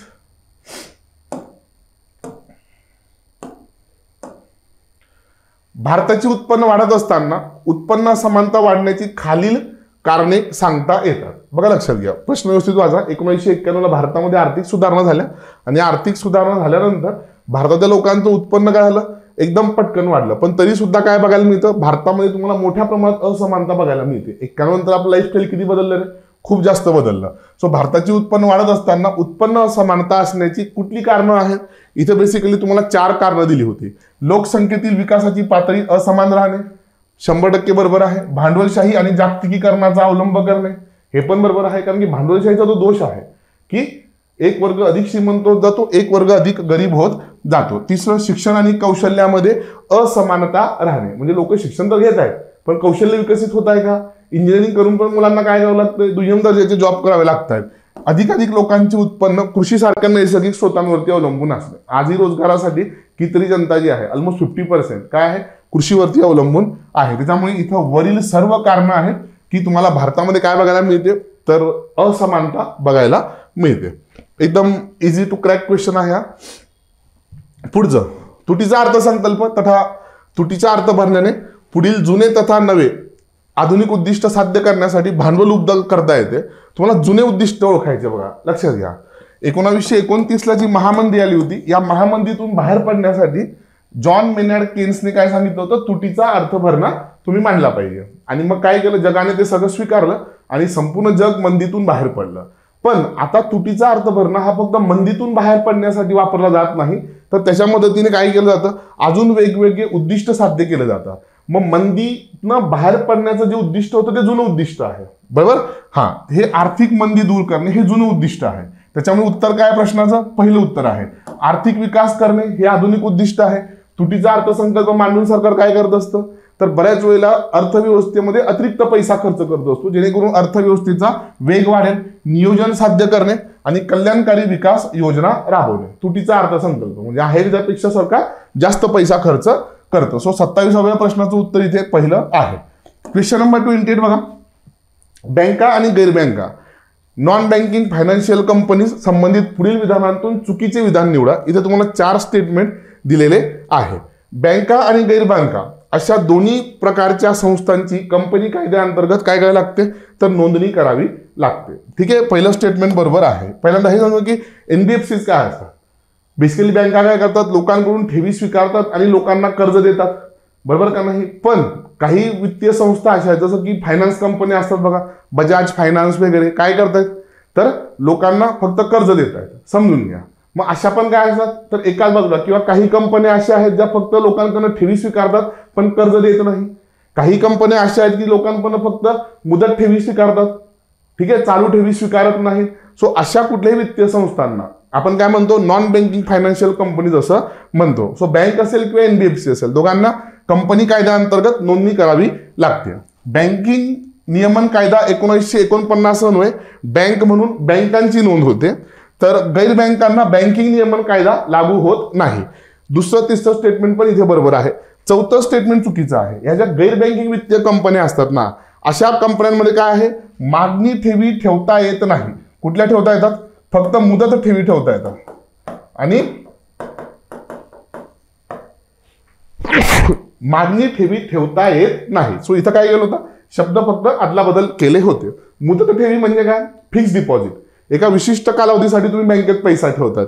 आणि त्याच्यानंतर मागणी ठेवी म्हणजे काय, करंट अकाउंट आणि सेव्हिंग अकाउंटला असलेला पैसा, की कधी गेले एटीएम स्वॅप केलं, तुमचे पैसे तुमच्या हातामध्ये. तसे एफडीचे पैसे लगेच मिळतात का, लगेच मिळत नाही. त्याच्यामुळे या ठिकाणी काय आहे, उत्तर चौथं आहे. क्वेश्चन नंबर 29 बघा. विभेदात्मक बँक परवाना पद्धत म्हणजे काय. इथे तुम्हाला 4 ऑप्शन दिले होते. तर विभेदात्मक बँक परवाना पद्धत म्हणजे वैश्विक बँकांचे सर्वच घटक राबविण्याची अपेक्षा न ठेवता विशिष्ट घटकांपुरता मर्यादित अशा बँकेच्या स्थापनेस परवानगी देणे. जसं की भारतामध्ये आरआरबी आहे बघा. आरआरबीचं उद्दिष्ट काय आहे, बँकच आहे, पण प्रामुख्याने काय करते तर ग्रामीण भागाला कर्ज पुरवठा करते. नाबार्ड काय आहे, शेतीला कर्ज पुरवठा करते. सो जी आधुनिक बँक आहे त्या आधुनिक बँकेची सगळीच कामं केली पाहिजे असं नाही. एखाद्या विशिष्ट उद्दिष्टासाठी पण काय करता येते, बँक स्थापन करता येते आणि त्यालाच म्हणतात विभेदात्मक बँक परवाना पद्धत. ठीक आहे, लक्षात ठेवा. क्वेश्चन नंबर 30 बघा. जागतिक बहुआयामी निर्देशांकात विचार न घेतलेले घटक राष्ट्रीय बहुआयामी निर्धनता, ठीक आहे, निर्देशांकात विचारात घेतले आहे. लक्षात घ्या. बेसिकली 2 इंडेक्स आहेत बघा. एक आहे राष्ट्रीय बहुआयामी निर्धनता निर्देशांक आणि एक जागतिक पण आहे. दोघांमधले सगळे मुद्दे ऑलमोस्ट कॉमन आहे. फक्त गर्भारपणातील काळजी आणि बँक खाते या 2 गोष्टी काय केलेल्या आहेत तर भारताच्या राष्ट्रीय बहुआयामी निर्धनता निर्देशांकामध्ये विचारात घेतलेल्या आहेत. त्याच्यामुळे उत्तर काय आहे याचं, दुसरं अ आणि ब दोन्ही इंडेक्सेस व्यवस्थित बघून घेणे. इथं निर्धनता पाहिजे होतं, इथं फक्त काय करा, निर्धनता आहे. पुढचं, वित्त मंत्रालयाच्या आर्थिक व्यवहार विभागाअंतर्गत पुढीलपैकी कोणत्या घटकांचा समावेश होत नाही. आता वित्त मंत्रालयाअंतर्गत वेगवेगळे विभाग आहेत. महसूल विभाग आहे, खर्च विभाग आहे, बरोबर. तसा इथं काय विचारलाय, आर्थिक व्यवहार विभाग विचारलाय. आणि कुठल्या घटकांचा समावेश होत नाही तर प्रत्यक्ष व अप्रत्यक्ष कर हे कुठल्या विभागाच्या अंतर्गत येतात, हे येतात तुमचे महसूल विभागाच्या अंतर्गत. कुठे, महसूल विभाग. त्याच्यामुळे याचं पहिलं उत्तर आहे. बाकी फेमा कायदा, परकीय कर्ज, चलनवाढ, भारताचा बजेट तयार करणे या सगळ्या गोष्टी कुठे आहे, आर्थिक व्यवहार विभागाच्या अंतर्गत आहे. त्याच्यामुळे याचं उत्तर आहे तुमचं पहिलं. क्वेश्चन नंबर 32 बघा. आयात उदारीकरण संकल्पना स्पष्ट करणारा योग्य पर्याय निवडा. आयात उदारीकरण म्हणजे काय, आयात वाढली तर तुमची निर्यात वाढू शकेल. समजून घ्या. आयात वाढली, आयात कशी वाढेल, आयातीवरचे जर का आपण निर्बंध कमी केले तर दुसरे देश काय करतील, आपल्या देशामध्ये वस्तू निर्यात करतील आणि आपण त्यांच्या आयातीवरचे बंधनं कमी केल्यामुळे ते देश सुद्धा आपल्या निर्यातीवरचे बंधनं कमी करतील. सो आपोआपच आपण आयातीवरचे बंधनं कमी केले तर आपली निर्यात सुद्धा वाढणार आहे आणि यालाच काय म्हटलं जातं, आयात उदारीकरण असं म्हटलं जातं. सो इथे 32चं उत्तर आहे पहिलं. 33, ग्रामीण भागाला कर्ज पुरवठा करण्याच्या उद्देशाने पुढीलपैकी कोणता कार्यक्रम किंवा कोणते कार्यक्रम हाती घेण्यात आला किंवा आले. ठीक आहे, बघा लक्षात घ्या, देश स्वतंत्र झाल्यापासून ठीक आहे भारतासमोर खूप साऱ्या समस्या होत्या, ग्रामीण भागासमोर खूप साऱ्या समस्या होत्या, पण ग्रामीण भागासमोरची एक महत्त्वाची समस्या होती पतपुरवठा. म्हणजेच काय तर त्यांना कोणी लवकर आणि सहजासहजी कर्ज देत नाहीये, बरोबर. मग ग्रामीण भागाला पतपुरवठा करण्यासाठी, त्यांना पैसे पुरवण्यासाठी भारत सरकारने स्वातंत्र्यापासून वेगवेगळे कार्यक्रम हाती घेतलेत. मग त्या कार्यक्रमांमध्ये कोणाकोणाचा समावेश होत नाही तुम्हाला असं कोणत्या कुठले कार्यक्रम हाती घेण्यात आले असं विचारलंय. सो अग्रणी बँक योजना तुम्हाला सगळ्यांना माहिती आहे, इंग्लिशमध्ये लीड बँक स्कीम असं म्हणतात.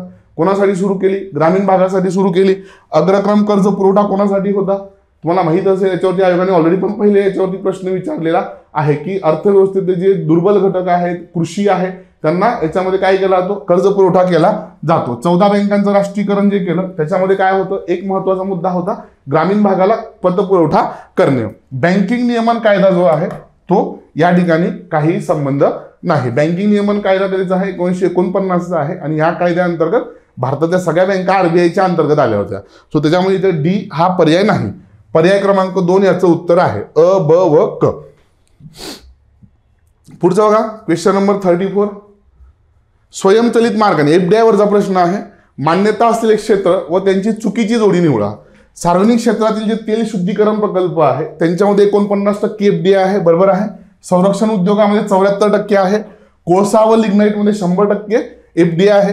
कृषी व संलग्न क्षेत्रामध्ये इथे 100% एफडीआय आहे. त्याच्यामुळे पर्याय क्रमांक जो 4 आहे तो तुमचा चुकीचा आहे. क्वेश्चन नंबर 35 बघा, 1991च्या आर्थिक सुधारणांअंतर्गत करण्यात आलेल्या संरचनात्मक समायोजन उपायनामध्ये पुढीलपैकी कुठल्या उपायांचा समावेश होतो. लक्षात घ्या, भारतामध्ये जेव्हा 1951ला आर्थिक संकट आलं तेव्हा आपण कर्ज घेतलं इंटरनॅशनल मॉनिटरी फंडकडनं. IMF जी आहे कर्ज देताना तुम्हाला काही बंधनं टाकते, ठीक आहे, काही गोष्टी तुम्हाला कराव्याच लागतात की नाही हे करणार असेल तर आम्ही कर्ज देऊ. आणि मग IMFने भारत सरकारला ज्या सुधारणा सुचवल्या त्यांना म्हटलं जातं संरचनात्मक समायोजन. ठीक आहे, आणि या संरचनात्मक समायोजनामध्ये पुढीलपैकी कोणत्या उपायांचा समावेश होतो असं विचारलेलं आहे. जर तुम्ही बघितलं व्यापार व भांडवल ओघ सुधारणा हो आपण त्या पुढे जाऊन केल्या, नियोजन सुधारणा हो केल्या, पंचवार्षिक योजना बंद करून आपण नीती आयोग आणला, खाजगीकरण तुम्ही तर बघता सुरूच आहे, राजकोषीय सुधारणा हो केल्या, आपण बजेट मॅनेजमेंटसाठी FRBM कायदा पण त्या ठिकाणी केला. सो 35वे जे आहे त्याचं उत्तर आहे तुमचं 4. ठीक आहे, चला. So thank you so much. पुढचे जे क्वेश्चन्स आहेत ते सर घेतील. नमस्कार विद्यार्थी मित्रांनो, स्पॉटलाइट अकॅडमीच्या यूट्यूब चॅनलवर तुमचं सर्वांचं स्वागत आहे. कंबाईन टेस्ट नंबर 10 जी आहे त्याचं डिस्कशन आपण बघणार आहोत. त्याच्यामध्ये जे प्रश्न आहेत त्याची संभाव्य उत्तर, आपली जी उत्तरं आहेत आणि त्याच्याबरोबर जे आहे की ट्रेंड्स काय असू शकतात. राज्यसेवा प्रिलिम्स ऑलरेडी झालेली आहे आणि राज्यसेवा प्रिलिम जे आहे त्याच्यानंतर बऱ्याचशा विद्यार्थ्यांचा प्रिलिमचा जो स्कोअर आहे तो तेवढा जो आहे आश्वासक नाही आहे. त्याच्यामुळे प्रिलिम कंबाईन जे आहे ती सिक्युअर करा. आधीच्या टेस्ट जर नीट सोडवल्या नसतील तर त्या नीट सोडवा. म्हणजे बरेच विद्यार्थी टेस्ट सिरीज जॉईन करतात परंतु नंतर जे आहे ते पेपर काही सोडवत नाही, तर तसं होऊ देऊ नका. गोष्टी ज्या आहेत तर त्या सिन्सिअरली वर्क करा, म्हणजे तुम्हाला कंबाईन सिक्युअर करता येईल. खालीलपैकी कोणी सर्वाधिक वेळा महाराष्ट्राचं मुख्यमंत्रीपद भूषवलेलं आहे, तर उत्तर जे आहे शरद पवार साहेब बघा, यांनी 4 वेळा महाराष्ट्राच्या मुख्यमंत्रीपदाची शपथ घेतलेली आहे आणि आता देवेंद्रजी फडणवीस जे आहे 3 वेळा. सो बेसिकली जे आहे सर्वाधिक वेळा जी आहे महाराष्ट्राच्या मुख्यमंत्रीपदाची शपथ जी आहे तर ती शरद पवार यांनी घेतलेली आहे. त्याचबरोबर तुमच्यासाठी एक प्रश्न बघा, महाराष्ट्राच्या उपमुख्यमंत्रीपदी जे आहे सर्वात प्रथम विराजमान झालेली व्यक्ती कोण आहे मला कमेंट बॉक्समध्ये सांगा. याच्याकरता रेग्युलर करंट अफेअरचे लेक्चर सकाळचे बघणं अपेक्षित आहे. भारतीय नौदल दिवस कधी साजरा केला जातो, तर 4 डिसेंबर जे आहे असं याचं उत्तर आहे बघा. 4 डिसेंबरला आपण जे आहे नेव्ही डे जो आहे तर तो साजरा करतो. त्याच्यानंतर GI टॅगवर आपल्याला रुटीन प्रश्न असतात. GI टॅगवर एक प्रश्न टाकला रिसेंटली जे आहे, घरचोला हे GI टॅग वस्त्र जे आहे कुठल्या राज्याशी संबंधित आहे, गुजरात जे आहे त्याच्याशी संबंधित आहे बघा. गुजरातमधला जो कच्छ रिजन आहे त्या कच्छ रिजनमध्ये जे आहे हे वस्त्र जे आहे ते तयार केले जातात. सेंद्रिय अन्न पदार्थांच्या उत्पादनात खालीलपैकी कोणतं राज्य जे आहे तर ते आघाडीवर आहे. आता ज्यावेळेस सेंद्रिय पदार्थांचा विषय येतो बघा तर त्यामध्ये जे आहे कर्नाटक हे राज्य जे आहे तर ते आघाडीवर आहे. महाराष्ट्राचा क्रमांक याच्यामध्ये 3रा लागतो. सो बेसिकली जे आहे गुजरात 2 नंबरला आहे बघा. सेंद्रिय अन्नपदार्थ जे आहे केमिकलचा वापर न करता प्रोडक्शन करणं जे आहे ते इथं अपेक्षित आहे. आश्रय ही शेतकऱ्यांना ऑनलाईन सेवा देणारी योजना खालीलपैकी कोणत्या राज्यांनी सुरू केलेली होती? सो आश्रय ही शेतकऱ्यांना जे आहे ऑनलाईन सेवा देणारी कंपनी जी आहे तर ती किंवा सेवा केरळने सुरू केलेली आहे बघा. त्याचबरोबर जे आहे महाकुंभमेळ्यासाठी जे आहे महाकुंभमेळा असा स्वतंत्र जिल्हा कोणत्या राज्यांनी जे आहेत अनाऊन्स केला? तर उत्तर प्रदेश जे आहे, उत्तर प्रदेशमध्ये आता महाकुंभमेळा होणार आहे. दर 12 वर्षांनी हा महाकुंभमेळा भरतो. तर त्याच्यासाठी डायरेक्टली महाकुंभमेळा नावाचा जिल्हा त्यांनी जे आहे तयार केलेला आहे बघा. जीएसटीचे 5, 12, 18, 28% असे 4 कराचे टप्पे आहे. याच्यातल्या कोणत्या कर टप्प्यातून सर्वाधिक महसूल मिळतो? तर आन्सर इज 18%. जवळपास 70 ते 75% कर जो आहे तो या 18%तून मिळतो. देशांतर्गत उत्पादित खनिज तेलावर तसेच पेट्रोल, डिझेल, विमान इंधनाच्या निर्यातीवर विंडफॉल कर जो आहे तो रद्द करण्याचा निर्णय केंद्र सरकारने घेतला होता. हा विंडफॉल दर जो आहे कधीपासून जो आहे लागू करण्यात आला होता? आता विंडफॉल दर काय असतो बघा. विंडफॉल दरामध्ये जे आहे एकतर सिंपली ज्या काही तेल कंपन्या आहेत ते कुठलेही कष्ट न घेता, एफर्ट्स न घेता जो नफा कमवतात त्याला जे आहे विंडफॉल, त्या उत्पन्नावर जो कर लावला होता त्याला विंडफॉल कर असं म्हटलं जातं. सो 30 जून 2022 रोजी जे आहे हा कर लावण्यात आला होता बघा. एनडीए आणि खालीलपैकी कोणतं विद्यापीठ यांच्यामध्ये सामंजस्य करार जो आहे तो करण्यात आलेला आहे? सो एनडीए आणि जे आहे लखनौ विद्यापीठ जे आहे यांच्यामध्ये सामंजस्य करार करण्यात आलेला आहे. तर याचा कन्सर्न असा आहे की जर एनडीए मधून मेडिकल किंवा काही दुसरे इश्यू असताना जर एखादा विद्यार्थी बाहेर पडला तर त्या केसमध्ये त्याला त्याचं एज्युकेशन कंप्लीट करता आलं पाहिजे, त्यासाठी हा करार आहे. आपला पुढचा प्रश्न जो आहे बघा, फेंगल चक्रीवादळाचं नामकरण कुठल्या देशाने केलेलं आहे? तर उत्तर याचं जे आहे सौदी अरेबिया असं आहे बघा. सौदी अरेबियाने हे नामकरण केलेलं आहे. भारतीय नौदलाचं K4 अण्वस्त्रवाहू बॅलिस्टिक क्षेपणास्त्र जे आहे याचा पल्ला किती आहे? सो K4ची आत्ताच जी आहे आपण खूप प्रॉपरली जे आहे चाचणी केलेली आहे जी सक्सेसफुली वर्क झाली. 3500 किलोमीटर जे आहे एवढी याची जी आहे रेंज आहे बघा. मुलांना समाज माध्यम वापरावर बंदी घालणारा जगातला पहिला देश जो आहे तर तो ऑस्ट्रेलिया आहे बघा. ऑस्ट्रेलियाने हा निर्णय घेतला आहे. 16 वर्षाखालील मुलं जी आहेत तर ती समाज माध्यमांचा वापर करू शकणार नाही. भारतीय समुद्रामधली स्वच्छता तळ मोहीम जी आहे बघा ती सगळ्यात पहिल्यांदा भारतात कुठं पार पडलेली असा प्रश्न आहे. तर उत्तर महाराष्ट्र आहे बघा. मालवणचा जो किनारा आहे तिथं जे आहे ही सगळी जी आहे समुद्र तळाच्या स्वच्छतेची मोहीम जी आहे तर ती पार पडलेली आहे. 26 नोव्हेंबर 2024 रोजी संविधान दिनी किती रुपयाचं नाणं जे आहे तर ते प्रसिद्ध करण्यात आलं? तर याला 75 वर्ष पूर्ण झाले. त्याच्यामुळे जे आहे 75 रुपीजचं जे आहे तर ते नाणं या दिवशी जे आहे प्रसिद्ध करण्यात आलेलं आहे बघा. अब कोई बहाना नाही हे अभियान जे आहे कशाशी संबंधित आहे? अब कोई बहाना नाही हे अभियान जे आहे बघा घरगुती हिंसाचाराशी जे आहे संबंधित आहे. यामध्ये जे आहे महिलांच्या बाबतीमध्ये घरगुती हिंसाचार होऊ नये या संबंधीच्या उपाययोजना ज्या आहेत तर त्या केल्या जाणार आहेत बघा. यानंतर पुढचे जे प्रश्न आहेत तर ते जे आहेत पॉलिटी संबंधीचे. पॉलिटीच्या बाबतीत बघा आतापर्यंत पण तुम्ही जर प्रॉपरली गोष्टी डील केलेल्या नसतील किंवा कंबाईनसाठी आता करायचं आहे तर मेकिंग ऑफ कॉन्स्टिट्यूशन असेल तो सुरुवातीचा पार्ट आहे बघा. Making of constitution, fundamental right, DPSP, fundamental duty हे एकदम परफेक्ट करा. आणि त्याच्यानंतर स्टेट पॉलिटी जी आहे तिच्यावर तुम्ही जे आहे फोकस ठेवला पाहिजे. खालीलपैकी कोणत्या राज्याने 1970 मध्ये लोक आयुक्तासंबंधी कायदा पारित केला होता? उत्तर जे आहे ओडिशा आहे बघा. आणि सर्वात आधी लोक आयुक्ताची नियुक्ती जी आहे ती महाराष्ट्राने केलेली आहे. पहिलं जे वित्त आयोग होतं आपलं त्या वित्त आयोगाचे जे आहेत अध्यक्ष कोण होते? सो पहिल्या वित्त आयोगाचे जे आहेत बघा KC नियोगी अध्यक्ष होते. आणि आताचा वित्त आयोग जो आहे त्याचे अध्यक्ष अरविंद पानगडी आहे. तुम्ही मला कमेंट बॉक्समध्ये सांगणार आहात की हा वित्त आयोग कितवा आहे. ओके. आणि याच्या आधी NK सिंग होते. NK सिंग यांच्यावर राज्यसभेने 2 वेळा प्रश्न विचारलेला बघा. ओके. त्यानंतर 53वा जो प्रश्न आहे बघा 2010 मध्ये स्थापन केलेल्या जिल्हा ग्रामीण विकास संस्थेच्या पुनर्रचनेसंबंधीच्या समितीचे अध्यक्ष कोण होते? सो 2010 मध्ये जी समिती स्थापन करण्यात होती त्याचे अध्यक्ष जे होते बघा ते V रामचंद्रन होते. जिल्हा ग्रामीण विकास संस्था आणि त्याच्या संबंधीची पुनर्रचना करण्यासंबंधीच्या शिफारसी करण्याचं काम यांच्याकडे होतं. भारतीय राज्यघटना जी आहे तिच्याबद्दल कुठलं कलम राज्यपालाद्वारे जे आहे तुम्हाला अध्यादेश जारी करण्यासंबंधीचा आहे? सो 213 असायचं उत्तर आहे बघा. तर आता तुम्हाला राज्यपालाद्वारे अध्यादेश म्हणजे स्टेट पॉलिटीवर फोकस असा की तुम्हाला इथं प्रेसिडेंटपेक्षा राज्यपाल विचारण्याचे चान्सेस जास्त असतात. सो ऑर्डिनन्स जो आहे 213 त्याचं उत्तर आहे बघा. भारतीय राज्यघटनेतील खालीलपैकी कोणतं कलम राज्य शासनाचं कामकाज चालवण्यासंबंधीचं आहे? सो 166 जे आहे बघा राज्य शासनाच्या कामकाजासंबंधीचं आहे. बरं, तुम्हाला पेपरमधले जेवढे जे कलम आहेत बघा ते वेगवेगळे खूप महत्त्वाचे जे कलम आहेत ते विचारले जाण्याचे चान्सेस असतात. तुम्ही जर PYQ जर बघितले, राज्यांच्या विधानसभेतील जागांनुसार जर तुम्हाला उतरता क्रम लावायचा असेल तर ऑब्विसली जे आहे बघा उत्तर प्रदेश सर्वात अधिक आहे. ओके, उत्तर प्रदेशमध्ये सर्वात अधिक जे आहे बघा तर ते विधानसभेच्या जागा आहे. 2 नंबरला महाराष्ट्र आहे, 3 नंबरला आंध्र, मेघालय ऑब्विसली बघा शेवटी येणारं जे शेवटीच टाकलेलं होतं छोटं राज्य आहे. सो तुम्हाला जे आहे याचं उत्तर जे आहे बघा तर ते 1 आहे. त्याच्यानंतर आपला 7वा प्रश्न जो आहे बघा, स्वायत्त जिल्ह्यांच्या जिल्हा समितीच्या नामनिर्देशित सदस्य यांचा कार्यकाळ किती असतो?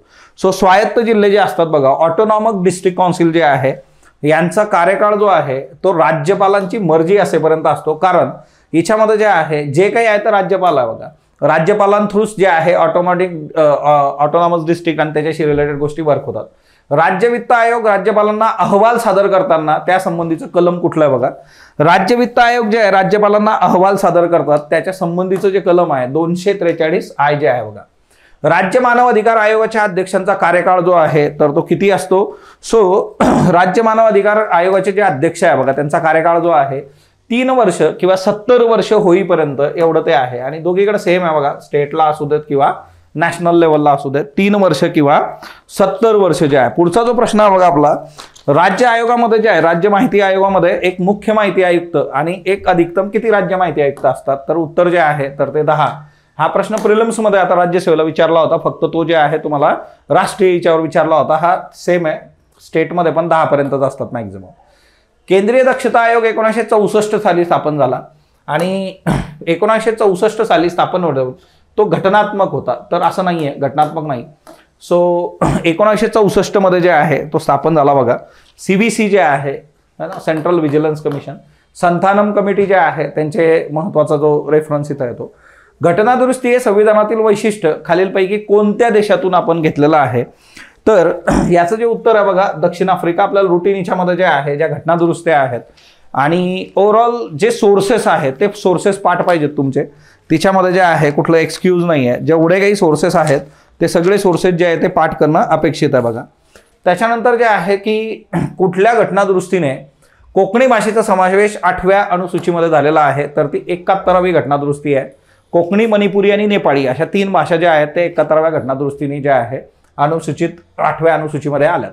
भारतीय संविधानात राज्यभाषा हा घटक कुठल्या भागामध्ये दिलेला आहे? तुम्ही जर एक गोष्ट बघितली असेल की आजकाल जे आहे बघा कंबाईन असो, राज्यसेवा असो, त्याच्यानंतर तिकडं UPSC असू दे, यांनी जे आहे पार्ट्स विचारण्यावर फोकस केलेला आहे.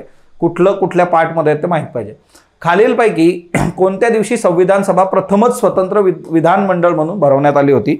सो याचं उत्तर जे आहे 17 नोव्हेंबर 1947 जे आहे बघा. पहिल्यांदाच जे आहे स्वतंत्र विधानमंडळ म्हणून जे आहे आपली संविधान सभा 17 नोव्हेंबरला भरवण्यात आली होती. सो हे पॉलिटीचे काही प्रश्न होते बघा. परीक्षेला सामोरं जाताना जे आहे 5 इयर PYQ जे आहे ते प्रत्येकाने जे आहे बघून घ्या बघा. 5 इयरचे जे PYQज आहेत ते फार महत्त्वाचे आपल्यासाठी. 5 इयर PYQजवर फोकस आपला असणं फार गरजेचं आहे. 5 इयर PYQ जे आहे तर ते तुम्हाला हेल्प करतात की परीक्षेचा जो आहे आवाका आणि प्लस ट्रेंड जे आहे आणि सायमल्टेनियसली या 12 टेस्ट. आता ही 10वी टेस्ट आहे बघा आणि पुढच्या 2 वीकमध्ये जे आहे 11वी आणि 12वी टेस्ट. तो सिन्सिअरली गोष्टी करा. हिच्यामध्ये जे प्रॉब्लेम्स येत असतील, ज्या गोष्टी तुम्हाला आठवत नाही आहेत, वाचलेल्याच नाही आहेत, तेवढ्या बुकमधून जे आहे रिवाईज करायचा प्रयत्न करा. Okay, so thank you all of you. चला, सामान्य विज्ञानाचे जे प्रश्न आहेत ते आपण चेकआउट करूयात. ओके, आन्सर्स जे आहेत बघा ऑप्शनमध्ये अजून कोणकोणत्या प्रकारचे प्रश्न एक्सपेक्टेड असतील त्याची सुद्धा माहिती आपण इथे घेऊया. ठीक आहे. प्रश्न संख्या जी आहे बघा 66 नंबरपासून सुरू आहे. पहिला प्रश्न जो आहे बघा इथे दिलेला आहे की खालीलपैकी कोणता आजार पचन संस्थेशी संबंधित आहे? पहिला ऑप्शन आहे कोलायटिस, दुसरा ऑप्शन आहे क्रोन्स आजार, तिसरा आहे सेलियाक आजार. आता बघा सेलियाक डिसीज जी असते किंवा सेलियाक आजार हा ग्लुटेनमुळे होत असतो आणि ग्लुटेन जे आहे गहू, अन्नधान्य जे आहे याच्यामध्ये सापडतं. ओके, बऱ्याचशा लोकांना याची काय असते ॲलर्जी असते बघा, त्याच्यामुळे काय होते सेलियाक डिसीज आपल्याला बघायला मिळते. त्यानंतर पोटामध्ये बघा क्रोन्स डिसीज, यालाच पोटाचा अल्सर असं म्हटलं जातं. ओके, आणि वारंवार कॉन्स्टिपेशन होणे म्हणजे काय असतं अल्सरेटिव्ह कोलायटिस. ओके, हा सुद्धा काय रिलेटेड डिसीज आहे बघा. ओके, या संदर्भात अजून एक रोग जो आहे तो लक्षात घ्या, IBS नावाचा इरिटेबल बॉवेल सिंड्रोम. ओके, हे सर्व जे आजार आहेत कशाशी संबंधित आहे, पचन संस्थेशी संबंधित आहे आणि पोटाशी संबंधित आहे बघा. ओके, तर उत्तर काय असणार याचं, वरीलपैकी सर्व 4 जे आहे त्याचं उत्तर आहे. पुढचा प्रश्न बघूया. 67 नंबर आहे. इथे विचारलेलं आहे की वातावरणातील बदलानुसार वनस्पती आपल्या आयुष्य काळात स्वतःच्या रचनेमध्ये बदल करतात. या संकल्पनेला काय म्हटलं जातं? तर बघा, याला बेसिकली प्लास्टिसिटी असं म्हटलं जातं. काय म्हटलं जातं? प्लास्टिसिटी. ओके, आता बाकीचे जे 3 ऑप्शन्स आहेत बघा, त्याचे सुद्धा वेगवेगळे अर्थ निघतात. आता बघा, पहिले जे आहे सिस्टोलिथम. ओके, सिस्टोलिथम याचा अर्थ काय होतो? बेसिकली कॅल्शियम स्टोरेज करण्यासाठी, कॅल्शियमचा साठा करण्यासाठी वनस्पती काय करतात? सिस्टोलिथम नावाचा जो भाग आहे त्यांच्यामध्ये तो निर्माण होतो. त्यानंतर पुढचा आहे बघा हेट्रोफिली. आता हेट्रोफिली म्हणजे काय की वेगवेगळ्या आकाराचे जे पान आहेत, लीफ्स ज्याला आपण म्हणतो, ते जेव्हा आपल्याला दिसून येतात त्याला हेट्रोफिली असं म्हटलं जातं वनस्पतीमध्ये. त्यानंतर शेवटचं जे आहे बघा फोटोपिरियडिझम. फोटोपिरियडिझम म्हणजे काय? दिवस रात्र यांचे जे वेगवेगळे कालावधी असतात. कधी आपण बघतो की दिवस जो आहे तो लांब असतो, रात्र जी आहे ती छोटी असते. यानुसार वनस्पती स्वतःमध्ये जे बदल करून घेतात, या संकल्पनेला काय म्हटलं जाईल? फोटोपिरियडिझम असं म्हटलं जाईल. ठीक आहे, पण विचारलेलं आपल्याला काय की वातावरणातील बदलानुसार काय होतं तर त्याला प्लास्टिसिटी असं म्हणतात. ठीक आहे, चला पुढचा प्रश्न आहे वनस्पतीमधील वहन संदर्भात केश आकर्षण सिद्धांत, ज्याला आपण कॅपिलरी फोर्स थेरी असं म्हणतो, हा कोणी मांडलेला आहे? उत्तर आहे बोहेम. बोहेम यांनी मांडलेला आहे बघा. ठीक आहे, पुढचा प्रश्न आहे जिवंत जीवाश्म. जिवंत जीवाश्म म्हणून ओळखले जाणारे सिकॅट्स हे वनस्पती डॅच गटामध्ये समाविष्ट आहेत. आता सिकॅट्स कशाला म्हटलं जातं?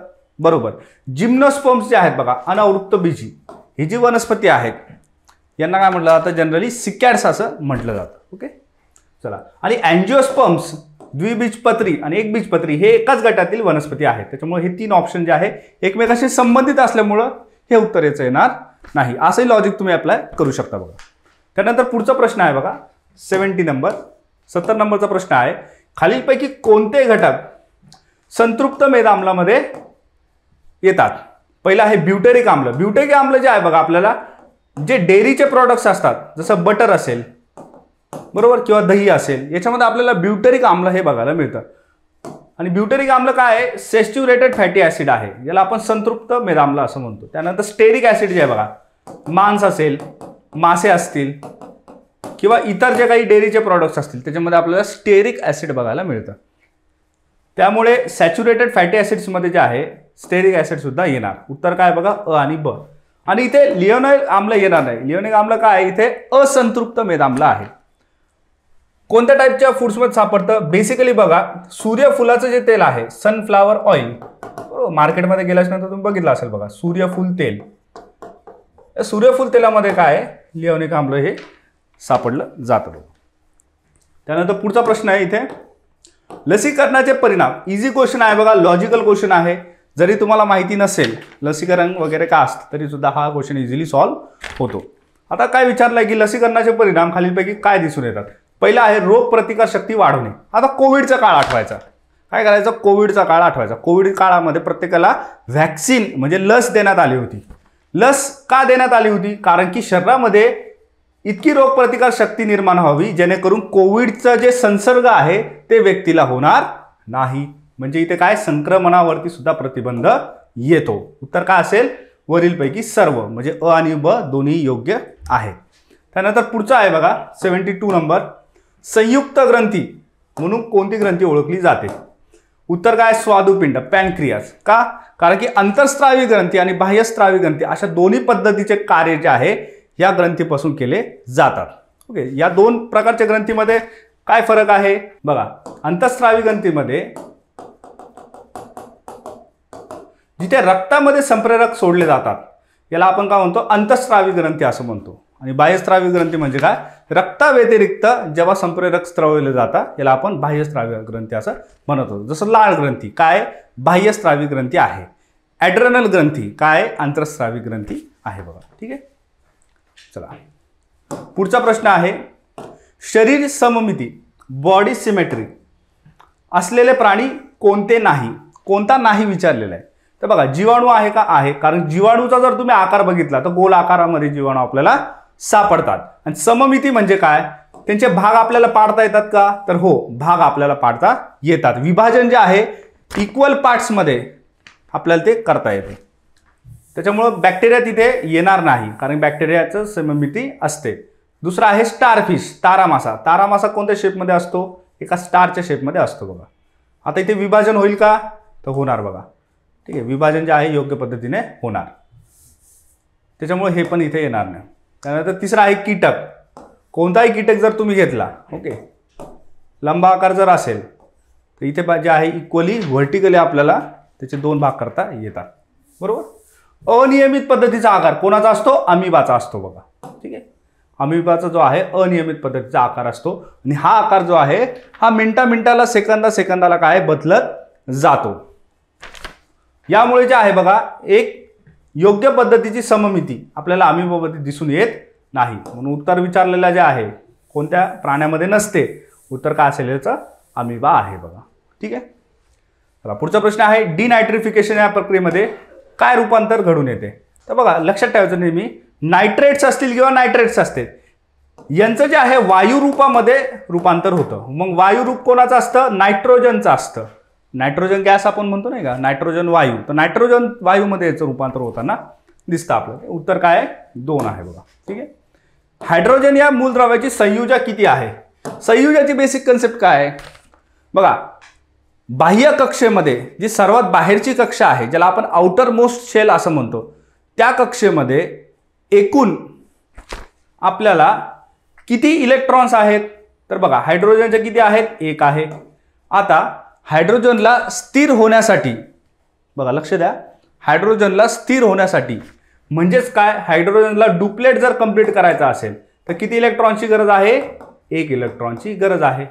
म्हणून संयुजा म्हणजे काय की स्टेबल होण्यासाठी किती इलेक्ट्रॉनची गरज असेल, 1. उत्तर काय याचं 1 आहे बघा. ठीक आहे.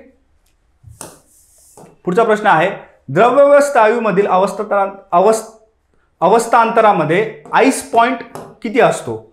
आईस पॉइंट जो आहे 0 डिग्री सेल्सिअस असतो. ओके.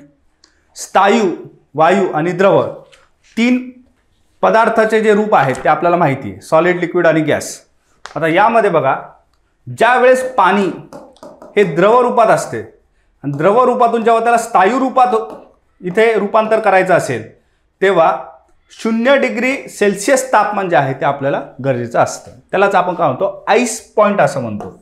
आता जर तुम्हाला हा प्रश्न फॅरेनहाइटमध्ये विचारला तर किती फॅरेनहाइट येणार, यस 32 फॅरेनहाइट इथे येणार बघा. ओके. चला पुढचा प्रश्न आहे मूलद्रव्यांच्या वर्गीकरणामध्ये त्रिकेची संकल्पना कोणी मांडलेली आहे. तर बघा न्यूलँड यांनी कोणती मांडली आहे, अष्टके. बरोबर. त्यानंतर मेंडेलिव्ह यांनी काय मांडलेलं आहे, यस आवर्त सारणी जी आहे याची संकल्पना कोणी मांडली आहे, मेंडेलिव्ह यांनी मांडलेली आहे बघा. ओके. तिसरं जे आहे डॉबर्नियर यांनी काय केलेलं आहे, ट्रियाड्स किंवा त्रिके ही संकल्पना जी आहे ही मांडलेली आहे. उत्तर काय असणार आहे, 3. रुदरफोर्ड यांचं कोणत्या शोधासाठी हे चर्चेत असतात किंवा यांचं नाव घेतलं जातं, शोध कोणता आहे तर प्रोटॉन. लक्षात ठेवायचं. ठीक आहे. प्रोटॉनसाठी हे फेमस आहेत बघा. त्यानंतर पुढचा प्रश्न आहे 78 नंबर 78. इथे विचारलेलं आहे की ध्वनी तरंग कोणत्या प्रकारात मोडतात. ओके. तरंगाचे वेगवेगळे प्रकार असतात बघा. विद्युत तरंग आहे, इलेक्ट्रोमॅग्नेटिक वेव्ज आहेत, अणुतरंग आहे, अवतरंग आहे, ट्रान्सव्हर्स वेव्ज आहेत, लॉन्जिट्युडनल वेव्ज आहेत. अणुतरंग असतात. ध्वनी तरंग कशा असतात, अणुतरंग असतात. अणुतरंग म्हणजे अशा तरंग ज्यांना माध्यमाची गरज असते वहन करण्यासाठी. त्याचबरोबर अवतरंगामध्ये कोणत्याही माध्यमाची गरज नसेल तरी सुद्धा ते वहन करतात. मग अवतरंग जे आहे इथे काय उदाहरण देता येईल आपल्याला, बरोबर प्रकाश हे उदाहरण देता येईल बघा. प्रकाश, लाईट ज्याला आपण म्हणतो.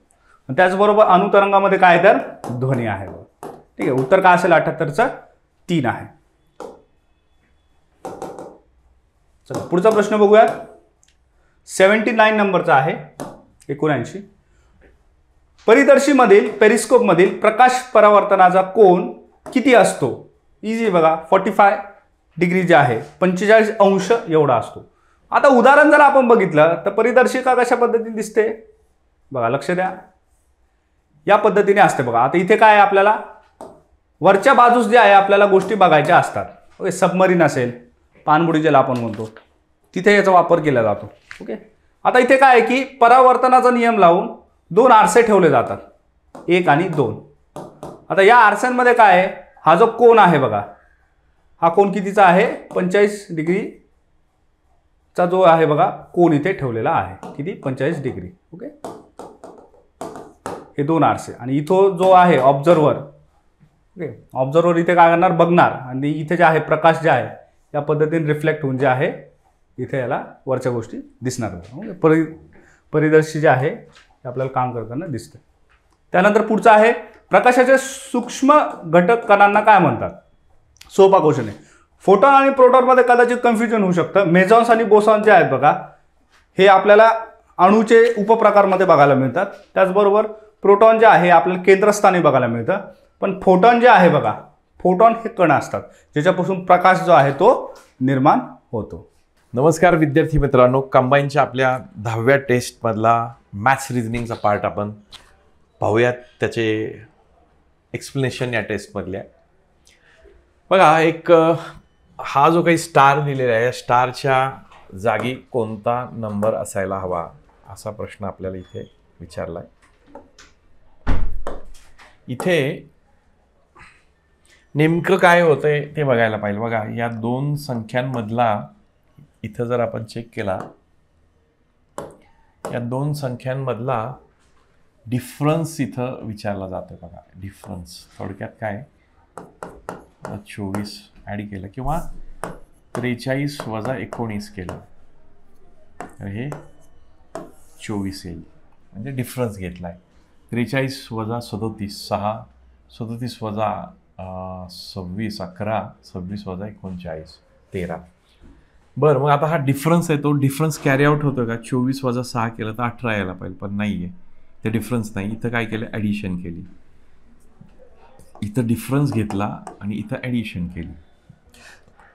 इथं मग परत काय व्हायला पाहिजे, इथं परत डिफरन्स येतोय का, ते 30 वजा 17, 30 वजा 17 केलं तर किती आहे, बरोबर 13. इथं परत डिफरन्स केला, इथं 17 वजा किंवा 24 वजा 17 डिफरन्स घेतला 7. मग आता इथं डिफरन्स ॲडिशन, डिफरन्स इथं परत ॲडिशन पाहिजे. 13 आणि 7 20 उत्तर यायला पाहिजे मित्रांनो. इथं ॲडिशन होईल 20. इझी क्वेश्चन होता. लॉजिक काय ते आपण बघून घ्यायला पाहिजे. इथं बघा नेमकं काय विचारलं आहे, काय काय गोष्टी दिल्यात. महिला जे आहेत ते आयताने दाखवलेत. सो महिला आयतामध्ये आहेत. पुढे वर्तुळ ग्रामीण आहे, वर्तुळातला भाग जो ग्रामीण दाखवला आहे. त्यानंतर चौरस जो आहे तो स्वयंरोजगार.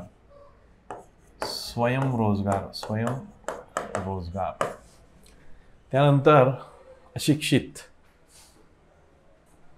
ओके चौरस जो आहे स्वयंरोजगार, ठीक आहे. वर्तुळ ग्रामीण, त्रिकोण शिक्षण, हे शिक्षित.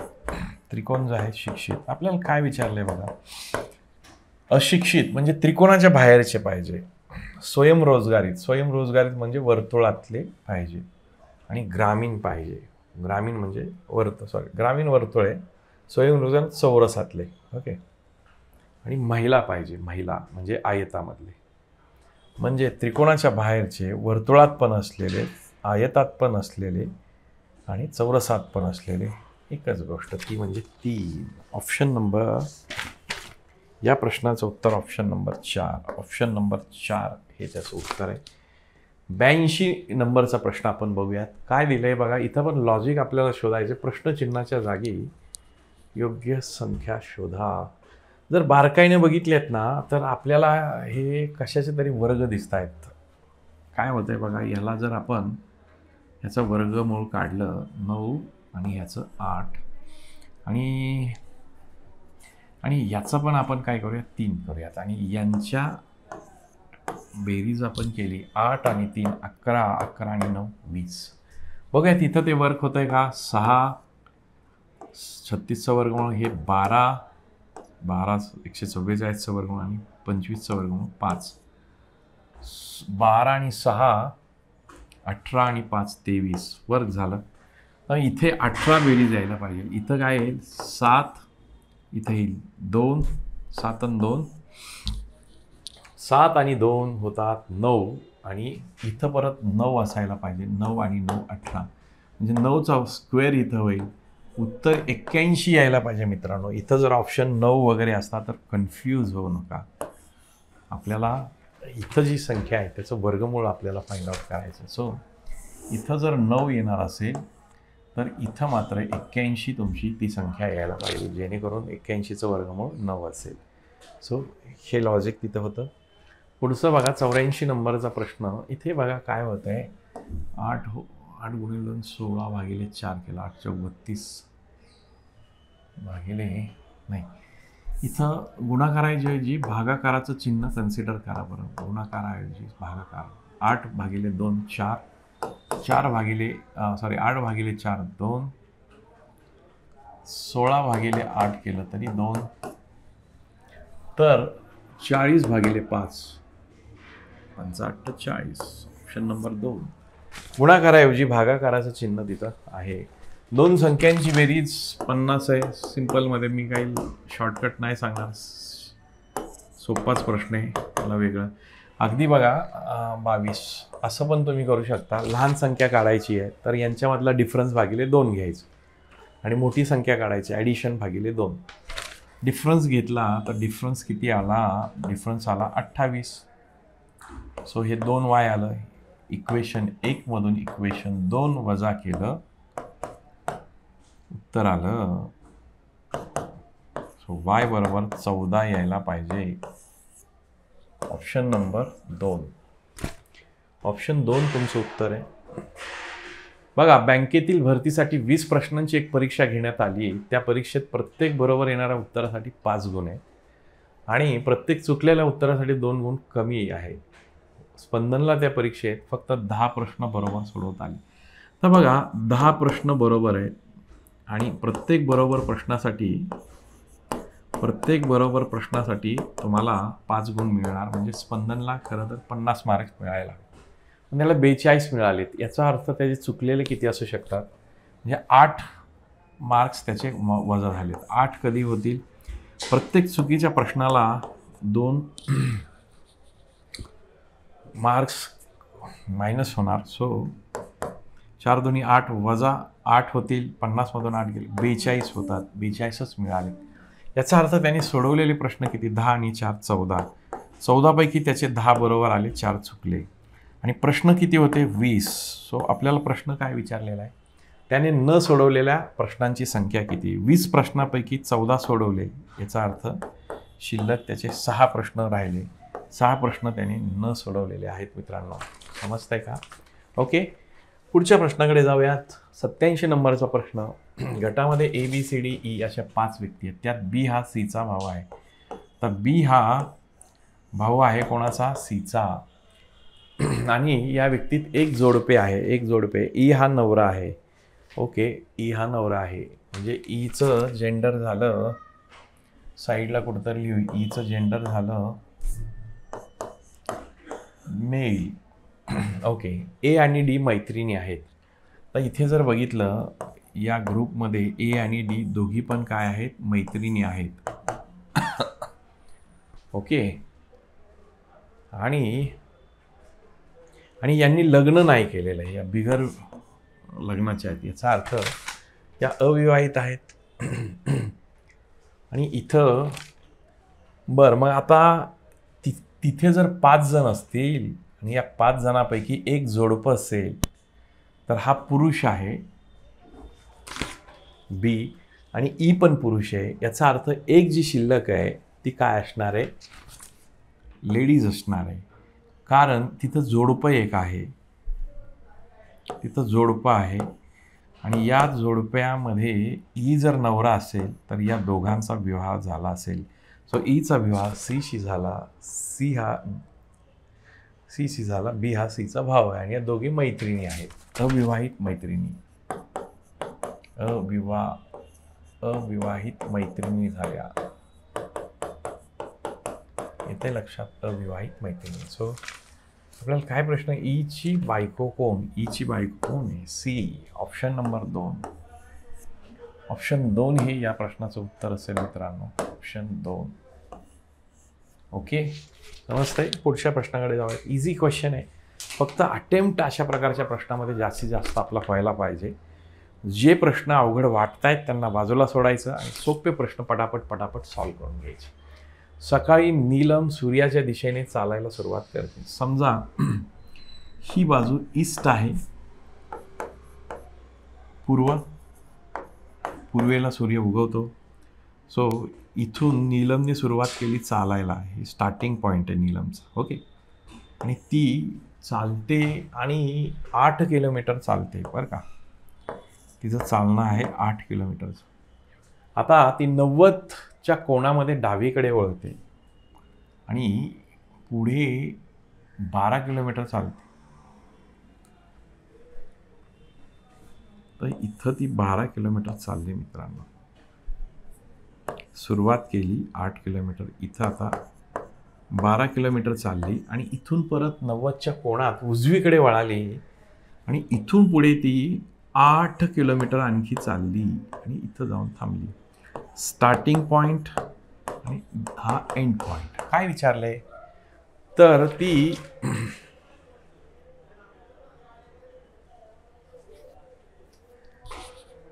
ती कोणत्या दिशेला आहे आणि किती दूर आहे.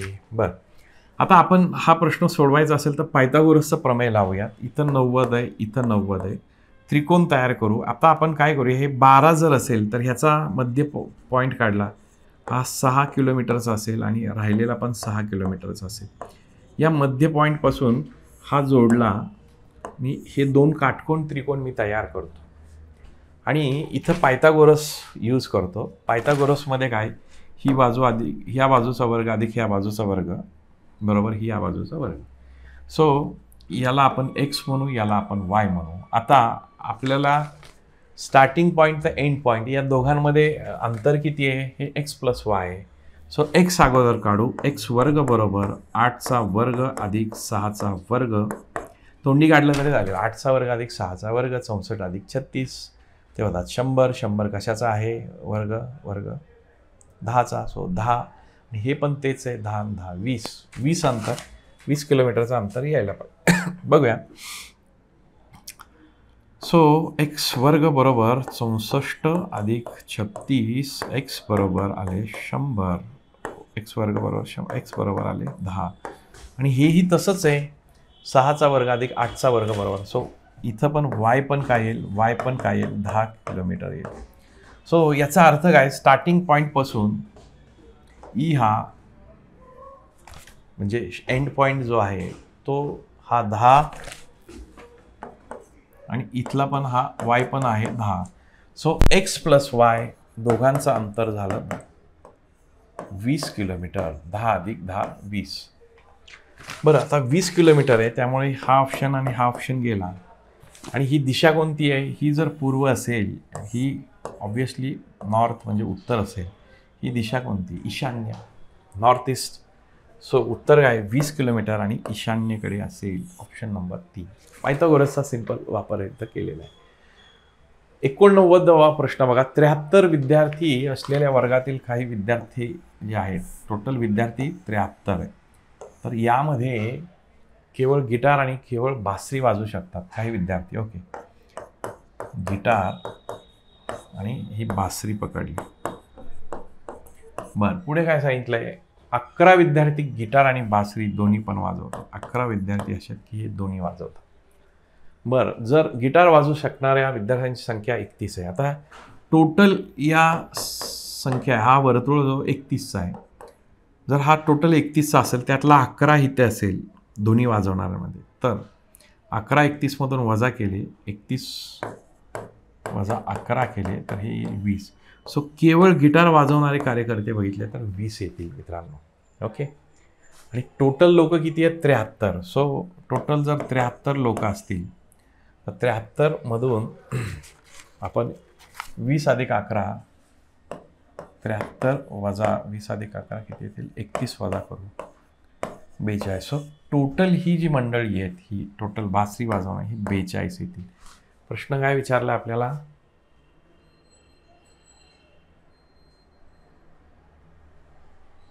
केवळ बासरी वाजवू शकणाऱ्या आणि केवळ गिटार वाजवू शकणाऱ्या विद्यार्थ्यांची संख्या.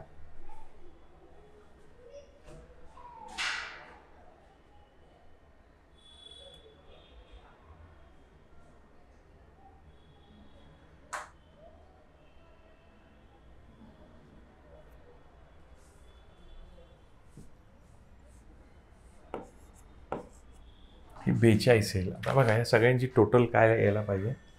42 आणि 20, 62 आणि 11, 73. सगळी 73 यायला पाहिजे. सो आन्सर काय येईल? Option number 4. समजतंय? पुढचा प्रश्न बघा. दिल्ली ते चेन्नई हवाई मार्गाने प्रवास जलद होतो. दिल्ली ते चेन्नई प्रवास हवाई मार्गाने जलद होतो. याचा अर्थ तिथं विमान सेवा सुविधा उपलब्ध आहेत. सरळ सरळ. बरं, मग दिल्ली आणि चेन्नई ही दोन्ही ठिकाणी हवाई मार्गाने जोडलेली आहे. आता बरं, हे जर विधान असेल त्याच्यावर निष्कर्ष काय काढू शकतो? जर हवाई मार्गाने जलद प्रवास होतोय तर हा पहिला निष्कर्ष तर आपोआप निघणार किंवा दिल्ली आणि चेन्नई हे दोन्ही ठिकाणी हवाई मार्गाने जोडलेले. यस, बरोबर आहे. दिल्ली ते चेन्नईसाठी दुसरा कोणताही दळणवळणाचा मार्ग उपलब्ध नाही असं काय कुठं बोललेत काय?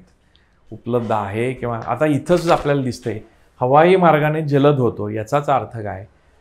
कुठल्या तरी प्रवासापेक्षा हवाई मार्ग हा फास्ट आहे. याचा अर्थ दुसरे पण मार्ग उपलब्ध आहे. त्यामुळं ब हा जो आहे निष्कर्ष निघणार नाही.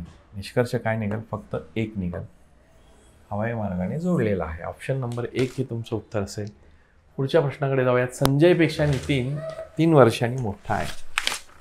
संजयपेक्षा नितीन 3 वर्षांनी मोठा आहे. संजयचे वय किरणच्या वयाच्या दुप्पट आहे. जर त्यांच्या तिघांच्या वयाची बेरीज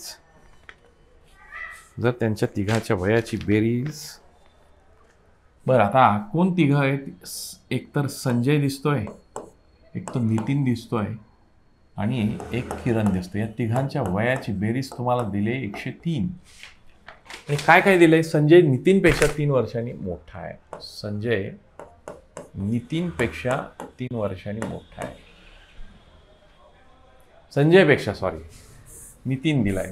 नितीन हा संजयपेक्षा 3 वर्षांनी मोठा आहे आणि संजयचे वय किरणच्या वयाच्या दुप्पट आहे. संजयचे वय दुप्पट आहे किरणचे. सो किरणचं वय काढलं तर काय होईल? संजयच्या वयाच्या निमपट होईल. आता आपल्याला कोणाचं विचारलंय? संजयचं विचारलंय. संजय विचारलाय म्हणजे सगळ्या ज्या इथल्या टर्मिनॉलॉजी संजयमध्ये कन्वर्ट करू. संजयच पाहिजे आपल्याला. एस ठेवला. एन बरोबर काय येतोय? एन बरोबर एस अधिक एस प्लस 3 येतोय प्लस के बरोबर काय येतोय? एस भागिले 2 येतो 103. आता एस अधिक एस 2s अधिक एस भागिले 2 बरोबर हे 3 वजा होतील 100 वजा 3. सो ह्यानी छेद समान केले. 4s अधिक एस भागिले 2 बरोबर हे आलं 103 वजा 3 होतं हे आलं 100. सो 4s अधिक 5s केलं तर 5s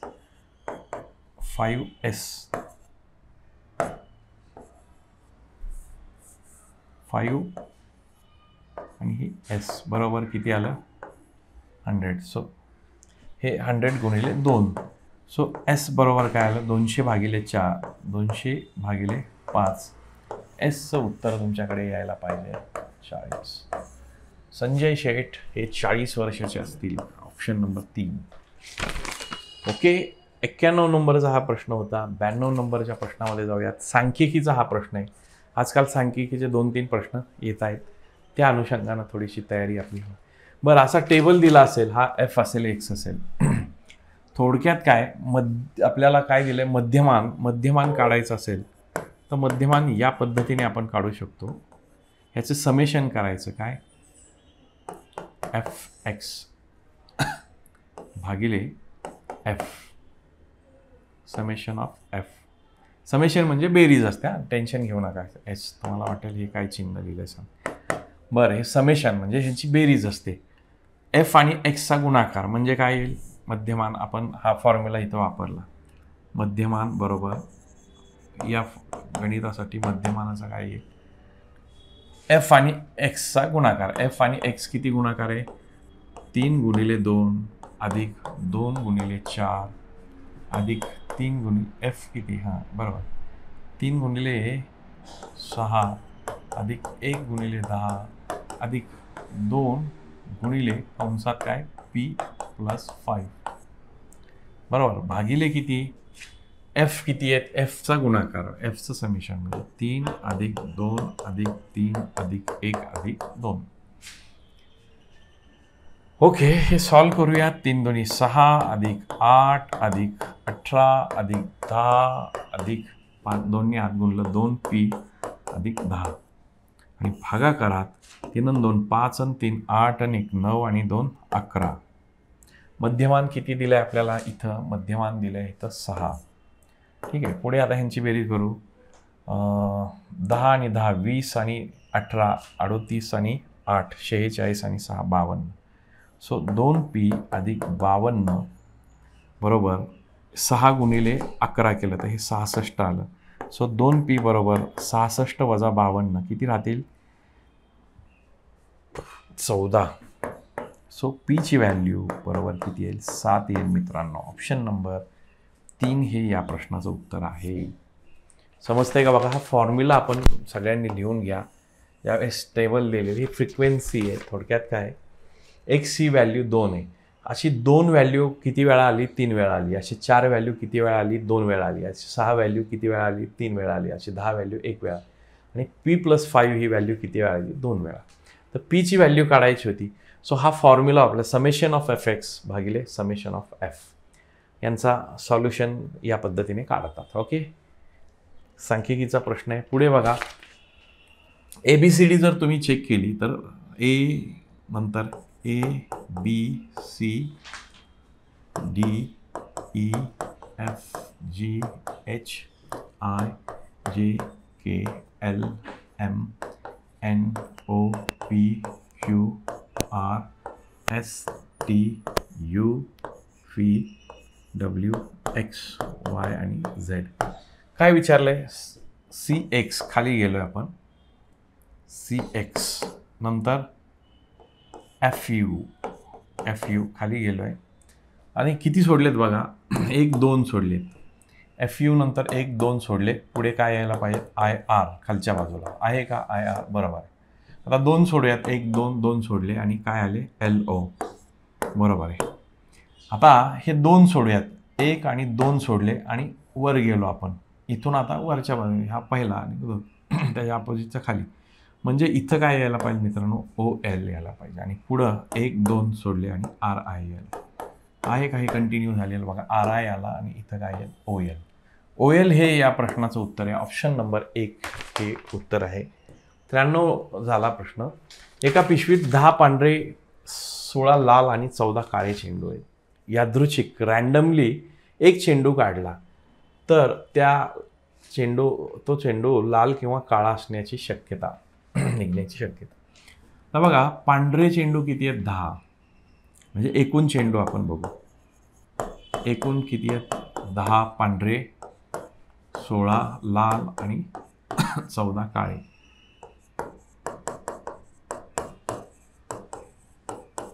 आणि हे पांढरे. ओके, एकूण झाले 40. एकूण किती झाले, 40. आता 40 पैकी 1 काढतोय आपण, 40 पैकी 1 काढतोय म्हणजे प्रोबॅबिलिटी जी काढतो आपण, probability of event is equal to what, एकूण जो आहे सेट सॅम्पल स्पेस जो आहे तो,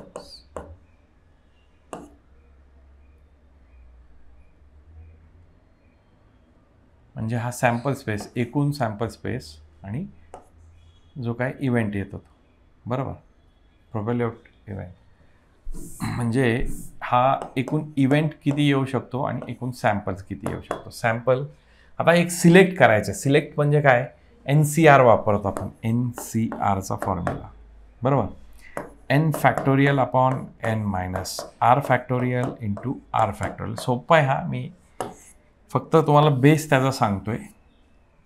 आता इथे बघा, एक तर तुमचा चेंडू लाल निघाला पाहिजे किंवा काळा निघाला पाहिजे. लाल 16 आणि 14 म्हणजे आयदर तुमचा चेंडू 16 पैकी एक असला पाहिजे, 16 मधून एक सिलेक्ट झाला पाहिजे, किंवा म्हटलं की ॲडिशन, किंवा लाल किंवा काय काळा 14 पैकी एक असला पाहिजे. आणि हे जे काढलेत ते टोटल कशातून काढले, टोटल किती आहेत 40, 40 पैकी एक काढला तर तो लालपैकी एक पाहिजे किंवा काळ्यापैकी एक पाहिजे, असं त्याचा अर्थ. आता या फॉर्म्युल्यामध्ये ह्या किमती टाकल्या, ह्या 16 वजा 1 केलं तर हे येतं 15 आणि गुणिले इथं परत 1 म्हणजे 16 फॅक्टोरियल, 16 गुणिले 15 फॅक्टोरियल, 15 कॅन्सल म्हणजे हे किती राहणार 16. फॉर्म्युलाचा वापर करून हा 14 राहील आणि इथं 40च राहील. सो हे आलं 30/40. सो मित्रांनो, या प्रश्नाचं उत्तर 3/4 यायला पाहिजे. ऑप्शन नंबर 2 हे त्याचं उत्तर आहे. बघा, समजलंय का? या पद्धतीने आपल्याला हा सॉल्व करायचा आहे प्रश्न. ओके, पुढचा प्रश्न बघा. Next question. शाळेत येण्यासाठी काही विद्यार्थी खालील दळणवळणाचा उपयोग करतात आणि ही माहिती पाय चार्टद्वारा दाखवण्यात आली तर शाळेत पायी येणाऱ्या विद्यार्थ्यांचा किती अंशाचा कोन तयार. आता हा पायी, हे गाडी चालवतात, सायकल चालवणारे, बस चालवणारे, रिक्षा, हे सायकलवाले आहेत बरं काही. आता हा पायी चालणारी लोक, पायी चालणारे. आता इथं जर टोटल बघितले ना, एकूण आपण लोकांचा हे केलं, 6 4 10, 10 7 17 अधिक 8 25 अधिक 5 30, हे आले 30. पायी चालणारी लोक किती आहेत? पायी चालणारे 6 आहेत. सो इथं जर पर्सेंटेज काढलं आपण, पायी चालणाऱ्या लोकांचं पर्सेंटेज काढलं तर ते किती आलं? 6/30 गुणिले 100 केला तर किती आलं? 3 2 6, 1 0 गेला होता ऑलरेडी. 20% 20% आलं. आता आपल्याला अगदीच आपल्याला कळतं की 20%, 360चे 10% येतात, 36, 20%, 72 येतील. 72 उत्तर काढू शकतो. ज्यांना नाही लक्षात येत, जर टोटल तुमचा 100%चा असेल, त्यापैकी पायी चालणारे लोक 20 आहेत, 20% आहेत, तर टोटल पाय चार्ट दाखवला तर टोटल कितीचा आहे? 360 डिग्रीचा. तर पायी चालणारी इथं एक्स म्हणू, पर्सेंटेज तिरकस गुणाकार करू. या शून्याला हा 0 गेला, एका शून्याला हा गेला. 36 दोन्ही एक्स बरोबर काढला, 36 दोन्ही 72 डिग्री, 72 अंश असं उत्तर मित्रांनो यायला पाहिजे. ऑप्शन नंबर 95चं काय आहे? 3. नेक्स्ट क्वेश्चनकडे जाऊयात. जर 40 बकऱ्यांची, आता हा MDHचा क्वेश्चन आहे, MDH/W. आता आवर्स नाही ह्याच्यात. इथं हाच बकरी, माणसं म्हणजे बकरी पकडा आणि डेज दिले. 40 बकऱ्यांना जे आहेत 40, M म्हणजे 40, 20 दिवस चारा आहे, MD बरोबर. MD थोडक्यात मी लिहितो असं, बकरी भागिले वर्क, MD/W. इथं 1 1 1 2 2 2. बकरी किती आहे? 40, 20 दिवस आणि सराई 370 दिवस, एवढं खाल्लं. पुढे तर 30 दिवसांसाठी दिवस किती? 30. बकऱ्यांची संख्या काढायची, बकऱ्यांची संख्या एक्स म्हणू, दिवस किती? 30 आहेत, भागिले 111 खर्च आहे. एका शून्याला 1 0, 37 1 37, 37 त्रिक, 3 1 3, 10चा भाग. या शून्याला 1 0 गेला, 4 2 8. एक्स बरोबर किती बकऱ्या यायला पाहिजे? 8. ऑप्शन नंबर 1 हे या प्रश्नाचं उत्तर असेल. सिम्पल क्वेश्चन आहे, प्रॅक्टिस पाहिजे अशा खूप साऱ्या प्रश्नांची. सो तुम्हाला हे प्रश्न अवघड वाटणार नाही. आता दक्षिणेकडे तोंड करून उभा आहे. जर ही नॉर्थ असेल तर ऑब्व्हियसली खालची बाजू काय असणार आहे? साऊथ. ही बाजू साऊथ आहे. इकडे तोंड करून उभे आहेत सगळे. आता इकडं तोंड केलं आपण तर ही बाजू काय आली आपली? डावी, ही उजवी, राईट. त्या अर्थाने आपण बघू. बरं, दक्षिणेकडे तोंड करून उभ्या असलेल्या मुलींच्या रांगेत डाव्या टोकापासून, म्हणजे त्या टोकापासून सीमा कितवी आहे? 18वी. सीमा डाव्या टोकापासून कितवी येते? 18वी येते.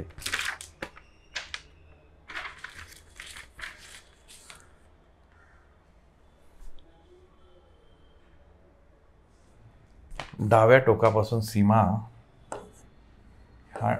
ही डावी बाजू असणार आहे, कारण दक्षिणेकडे तोंड आहे, ही उजवी बाजू. जर सीमा इथं आपण पकडलं की सीमा इथं आहे आणि तिचा 18वा नंबर आहे. 18वी कोण आहे? सीमा. राईट, सीमा 18वी आहे. पुढे आणि उजव्या टोकापासून अपर्णा 18वी आहे. अपर्णा 18वी. तर अपर्णा नेमकी कुठे आहे? सीमाच्या इकडे आहे का इकडे हे माहीतच नाही आपल्याला. ठीक आहे, आपण अपर्णाचा नंबर लक्षात ठेवू. उजव्या टोकापासून 18वी. त्या रांगेत केतकी जी आहे ती सीमाच्या उजवीकडे आहे. सीमा इकडं खाली आहे, सीमाची डावी बाजू ही आहे, उजवी बाजू ही आहे. तर उजव्या बाजूला सीमाच्या उजवीकडे ती कोण आहे? केतकी 5वी आहे. सो ही पहिली, दुसरी, तिसरी, चौथी, 5वी इथं आली केतकी. ही केतकी इथं आहे. राईट, 5वी आहे सीमापासून उजव्या बाजूला. व अपर्णाच्या डावीकडे, आता अपर्णा इकडंच तोंड करून आहे, अपर्णाच्या डावीकडे कितवी आहे? 6वी. म्हणजे ही जर 6वी असेल तर 5वी इथं, चौथी इथं, तिसरी इथं, दुसरी इथं, पहिली इथं आणि इथं काय असणार आहे? तुमची अपर्णा. आणि ही अपर्णा जी आहे ती उजव्या टोकापासून कितवी आहे? उजव्या टोकापासून अपर्णा आहे ही परत 18वी. सो आपल्याला प्रश्न विचारला की त्या रांगेत एकूण किती मुली? ही तर 18वी असेल. 19, 20, 21, 22, 23, 24, 25, 26, 27, 28, 29 किंवा 26 पकडा इथपर्यंत. 29वी पकडू नका. 26 आणि इथं जी आहे इकडं सीमापासून इकडं 18 लोक आहेत सीमा धरून. म्हणजे किती झाली?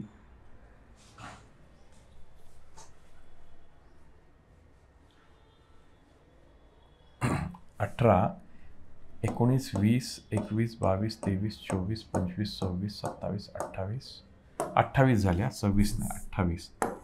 28 आणि ही इकडं सीमा 18वी म्हणजे इकडं त्याच्या 18 लोक आहेत. 8 आणि 8 16, एक चला हे आले. एकूण रांगेमध्ये असणारी लोक आली 46. लक्षात आलं का कसं सोडवलंय? एकूण रांगेमध्ये असणारी लोक 46. या पद्धतीने मांडणी करा.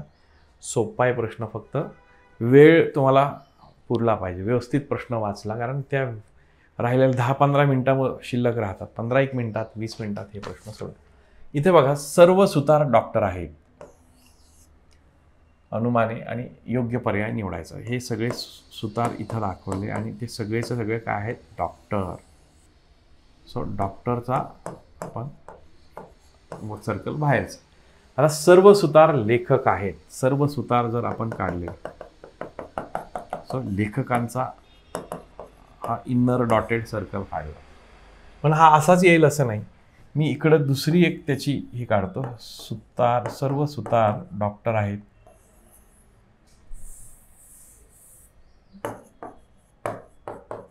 सर्व सुतार डॉक्टर आहेत.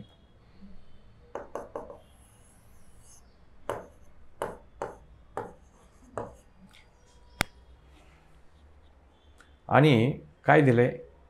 सर्व सुतार लेखक आहेत. आता हे सगळेचे सगळे लेखक आपण असेही काढू शकतो. लेखक बाहेर पण घेऊ शकतो किंवा सुतारवरती पण आपण ठेवू शकतो. दोन्ही पद्धतीने हे इथं ठेवलं तरी चालेल या केसमध्ये. आता बघा, याच्यावरून आपल्याला निवडायचं. एकतर ही येऊ शकते किंवा ही येऊ शकते. कुठली येते हे ठामपणे सांगता येत नाही. अनुमान बघू. सर्व लेखक डॉक्टर आहेत. सर्व लेखक डॉक्टर आहेत या केसमध्ये होत नाही, पण या केसमध्ये होत आहे. दोन्ही ठिकाणी आलं तरच ते बरोबर पकडायचं. सो हे अनुमान गेलं. आणि जर हे अनुमान गेलं तर पहिला आणि दुसरा ऑप्शन गेला. आता पुढे बघा, आणि वरील सर्व पण गेला. राहिलं काय? एकच राहत आहे. तेच बरोबर आहे. इथे बघा, काही डॉक्टर लेखक आहेत. या केसमध्ये बघा, काही डॉक्टर लेखक आहेत का? काही डॉक्टर इथं सर्व येतात, काही डॉक्टर लेखक. आणि या केसमध्ये इथं बघितलं तर काही डॉक्टर इथं लेखक येऊ शकतात. म्हणजे ही केस साधारणपणे येऊ शकते. साधारणपणे डॉक्टर लेखक असतात. हे असंच फसवं उदाहरण हे येऊ शकणार. सर्व डॉक्टर सुतार आहेत का? तर हे पण नाही येणार. सो इथे जर बघितलं तर बऱ्यापैकी बरोबर असणारं कुठलं आहे? त्यातली त्यात बेस्ट चॉईस असणारा आन्सर आहे फक्त 3 आहे. म्हणजे फक्त 2 हे अनुमान करेक्ट आहे. ओके, या पद्धतीनं सोडवायचं आहे. संयुक्त कुटुंबातील 4 भावंडांना मिठाई वाटून घ्यायची. सर्वात धाकट्याला जास्त मिठाई द्यायची. जो लहान आहे त्याला सर्वात जास्त. स्वाती गणेशपेक्षा 2 महिन्यांनी मोठी आहे. मी गणेश असं मानतो. गणेशपेक्षा स्वाती 2 महिन्याने, किती महिन्याने? 2 महिने. या दोघांमध्ये फरक आहे 2 महिन्याचा. बरं. जो नीलापेक्षा 3 महिन्याने लहान आहे. सो हा जर 2 महिन्याने, सो नीला इथं येईल. सो हा नीलापेक्षा 3 महिन्याने लहान आहे. 3चा फरक यांच्यामध्ये, म्हणजे स्वातीपेक्षा नीला 1 महिन्याने जास्त आहे. बरं, काशी गणेशपेक्षा 1 महिन्याने मोठी आहे. काशी जी आहे ती गणेशपेक्षा 1 महिन्याने मोठी आहे. म्हणजे या दोघांमध्ये 1चा फरक आणि या दोघींमध्ये पण 1चा फरक. बरं, मिठाईचा जास्त वाटा कोणाला? नीला सर्वात मोठी, 2 नंबर स्वाती, 3 नंबर काशी. सर्वात लहान कोण आहे? गणेशराव. गणेशरावांना सर्वात जास्त मिठाई वाटून टाका, कारण लहान आहेत. ठरलंय काय? जे धाकटा आहे धाकट्याला सर्वात जास्त मिठाई द्या. बरं, आता हा एक चांगला आणि इंटरेस्टिंग क्वेश्चन आहे. पुढील दिलेल्या 2 संख्या मालिकामध्ये वरच्या मालिकेत असणारी एक संख्या तळाच्या मालिकेत असणे या उलट असणे आवश्यक आहे. असा अंतर्बदल करण्याची गरज असल्यास ती जोडी निवडा. बारकाईने जर मी बघितलं तर इथं 3 ने वाढ झाली. इथं बघितलं तर 3.5ची वाढ आहे का? यस, 3.5. आणि इथं जर बघितलं पुढं 9.5 मध्ये किती वाढतील? 4 वाढले. 9.5 आणि 4, 9.5. आता बघा 0.5 ने वाढली, अजून हे 4 ने वाढलं तर हे किती यायला पाहिजे? 13.5. ॲडिशन हे जे येईल ते इथं लिहितो मी, 13.5. ओके, म्हणजे 3 वाढलं, 3.5 वाढलं, आता 0.5 4 वाढलं. आता 4.5 वाढवून बघा, 4.5 प्लस गोल करतो, 13.5 आणि 4.5, 0.5 इकडे टाकलं, 14 आणि 4 38. आता इथं 5 ने वाढ करा, 18 आणि 5 23. यस, इथं 13.5 पाहिजे, 13.5. सो 13.5ची रिप्लेसमेंट होईल 13.5. कोणाबरोबर होईल ते बघून. इथं +5 वाढलं, इथं वाढच झाली, इथं पण म्हणजे 5.5 केली तर 15.5 पाहिजे होतं, पण 15.5 कुठं दिसत नाही. मग 4.5 म्हणजे काय झालं की इथं 0.5 ने वाढत होते ॲडिशन, इथं 0.5 ने कमी झाली. 10 आणि 4.5 केलं तर 14.5 यायला पाहिजे, 14.5. याच्यामध्ये आता परत 4ची वाढ केली, 14.5 अधिक 4 18.5. आणि याच्यात 4.5ची वाढ करू, नाही 4.5 नाही 3.5ची, कारण इथं कमी कमी होत चाललंय. 3.5, 5 तिकडं टाकला, 19 आणि 3 22. यस, म्हणजे अंतर्बदल करायचा ठरला तर 14.5 आणि 13.5. अंतर्बदल कशात करणार? 14.5 व 13.5 मध्ये अंतर्बदल करू शकतो. लक्षात येते? हा जो गॅप आहे हा सुरुवातीचा 3 आहे, इथं 3.5 आहे, नंतर 4चा गॅप आहे, इथं 4.5चा, नंतर 5चा. तसा तर 5चा गॅप आहे, नंतर 4.5चा झाला, इथं 4चा झाला, 3.5चा झाला. आणि मग त्यानुसार इथं कोणत्या 2 संख्या आपल्याला चेंज केले की उत्तर येईल ते काढायचे. सो ही संपूर्ण टेस्ट आणि त्याचे एक्सप्लेनेशन आपण बघितले. काही डाऊट्स असतील तर तुम्ही जरूर ॲडमिनकडून माझा नंबर घ्या, काही प्रश्न असतील तर विचारा. आज थांबूयात. Thank you very much.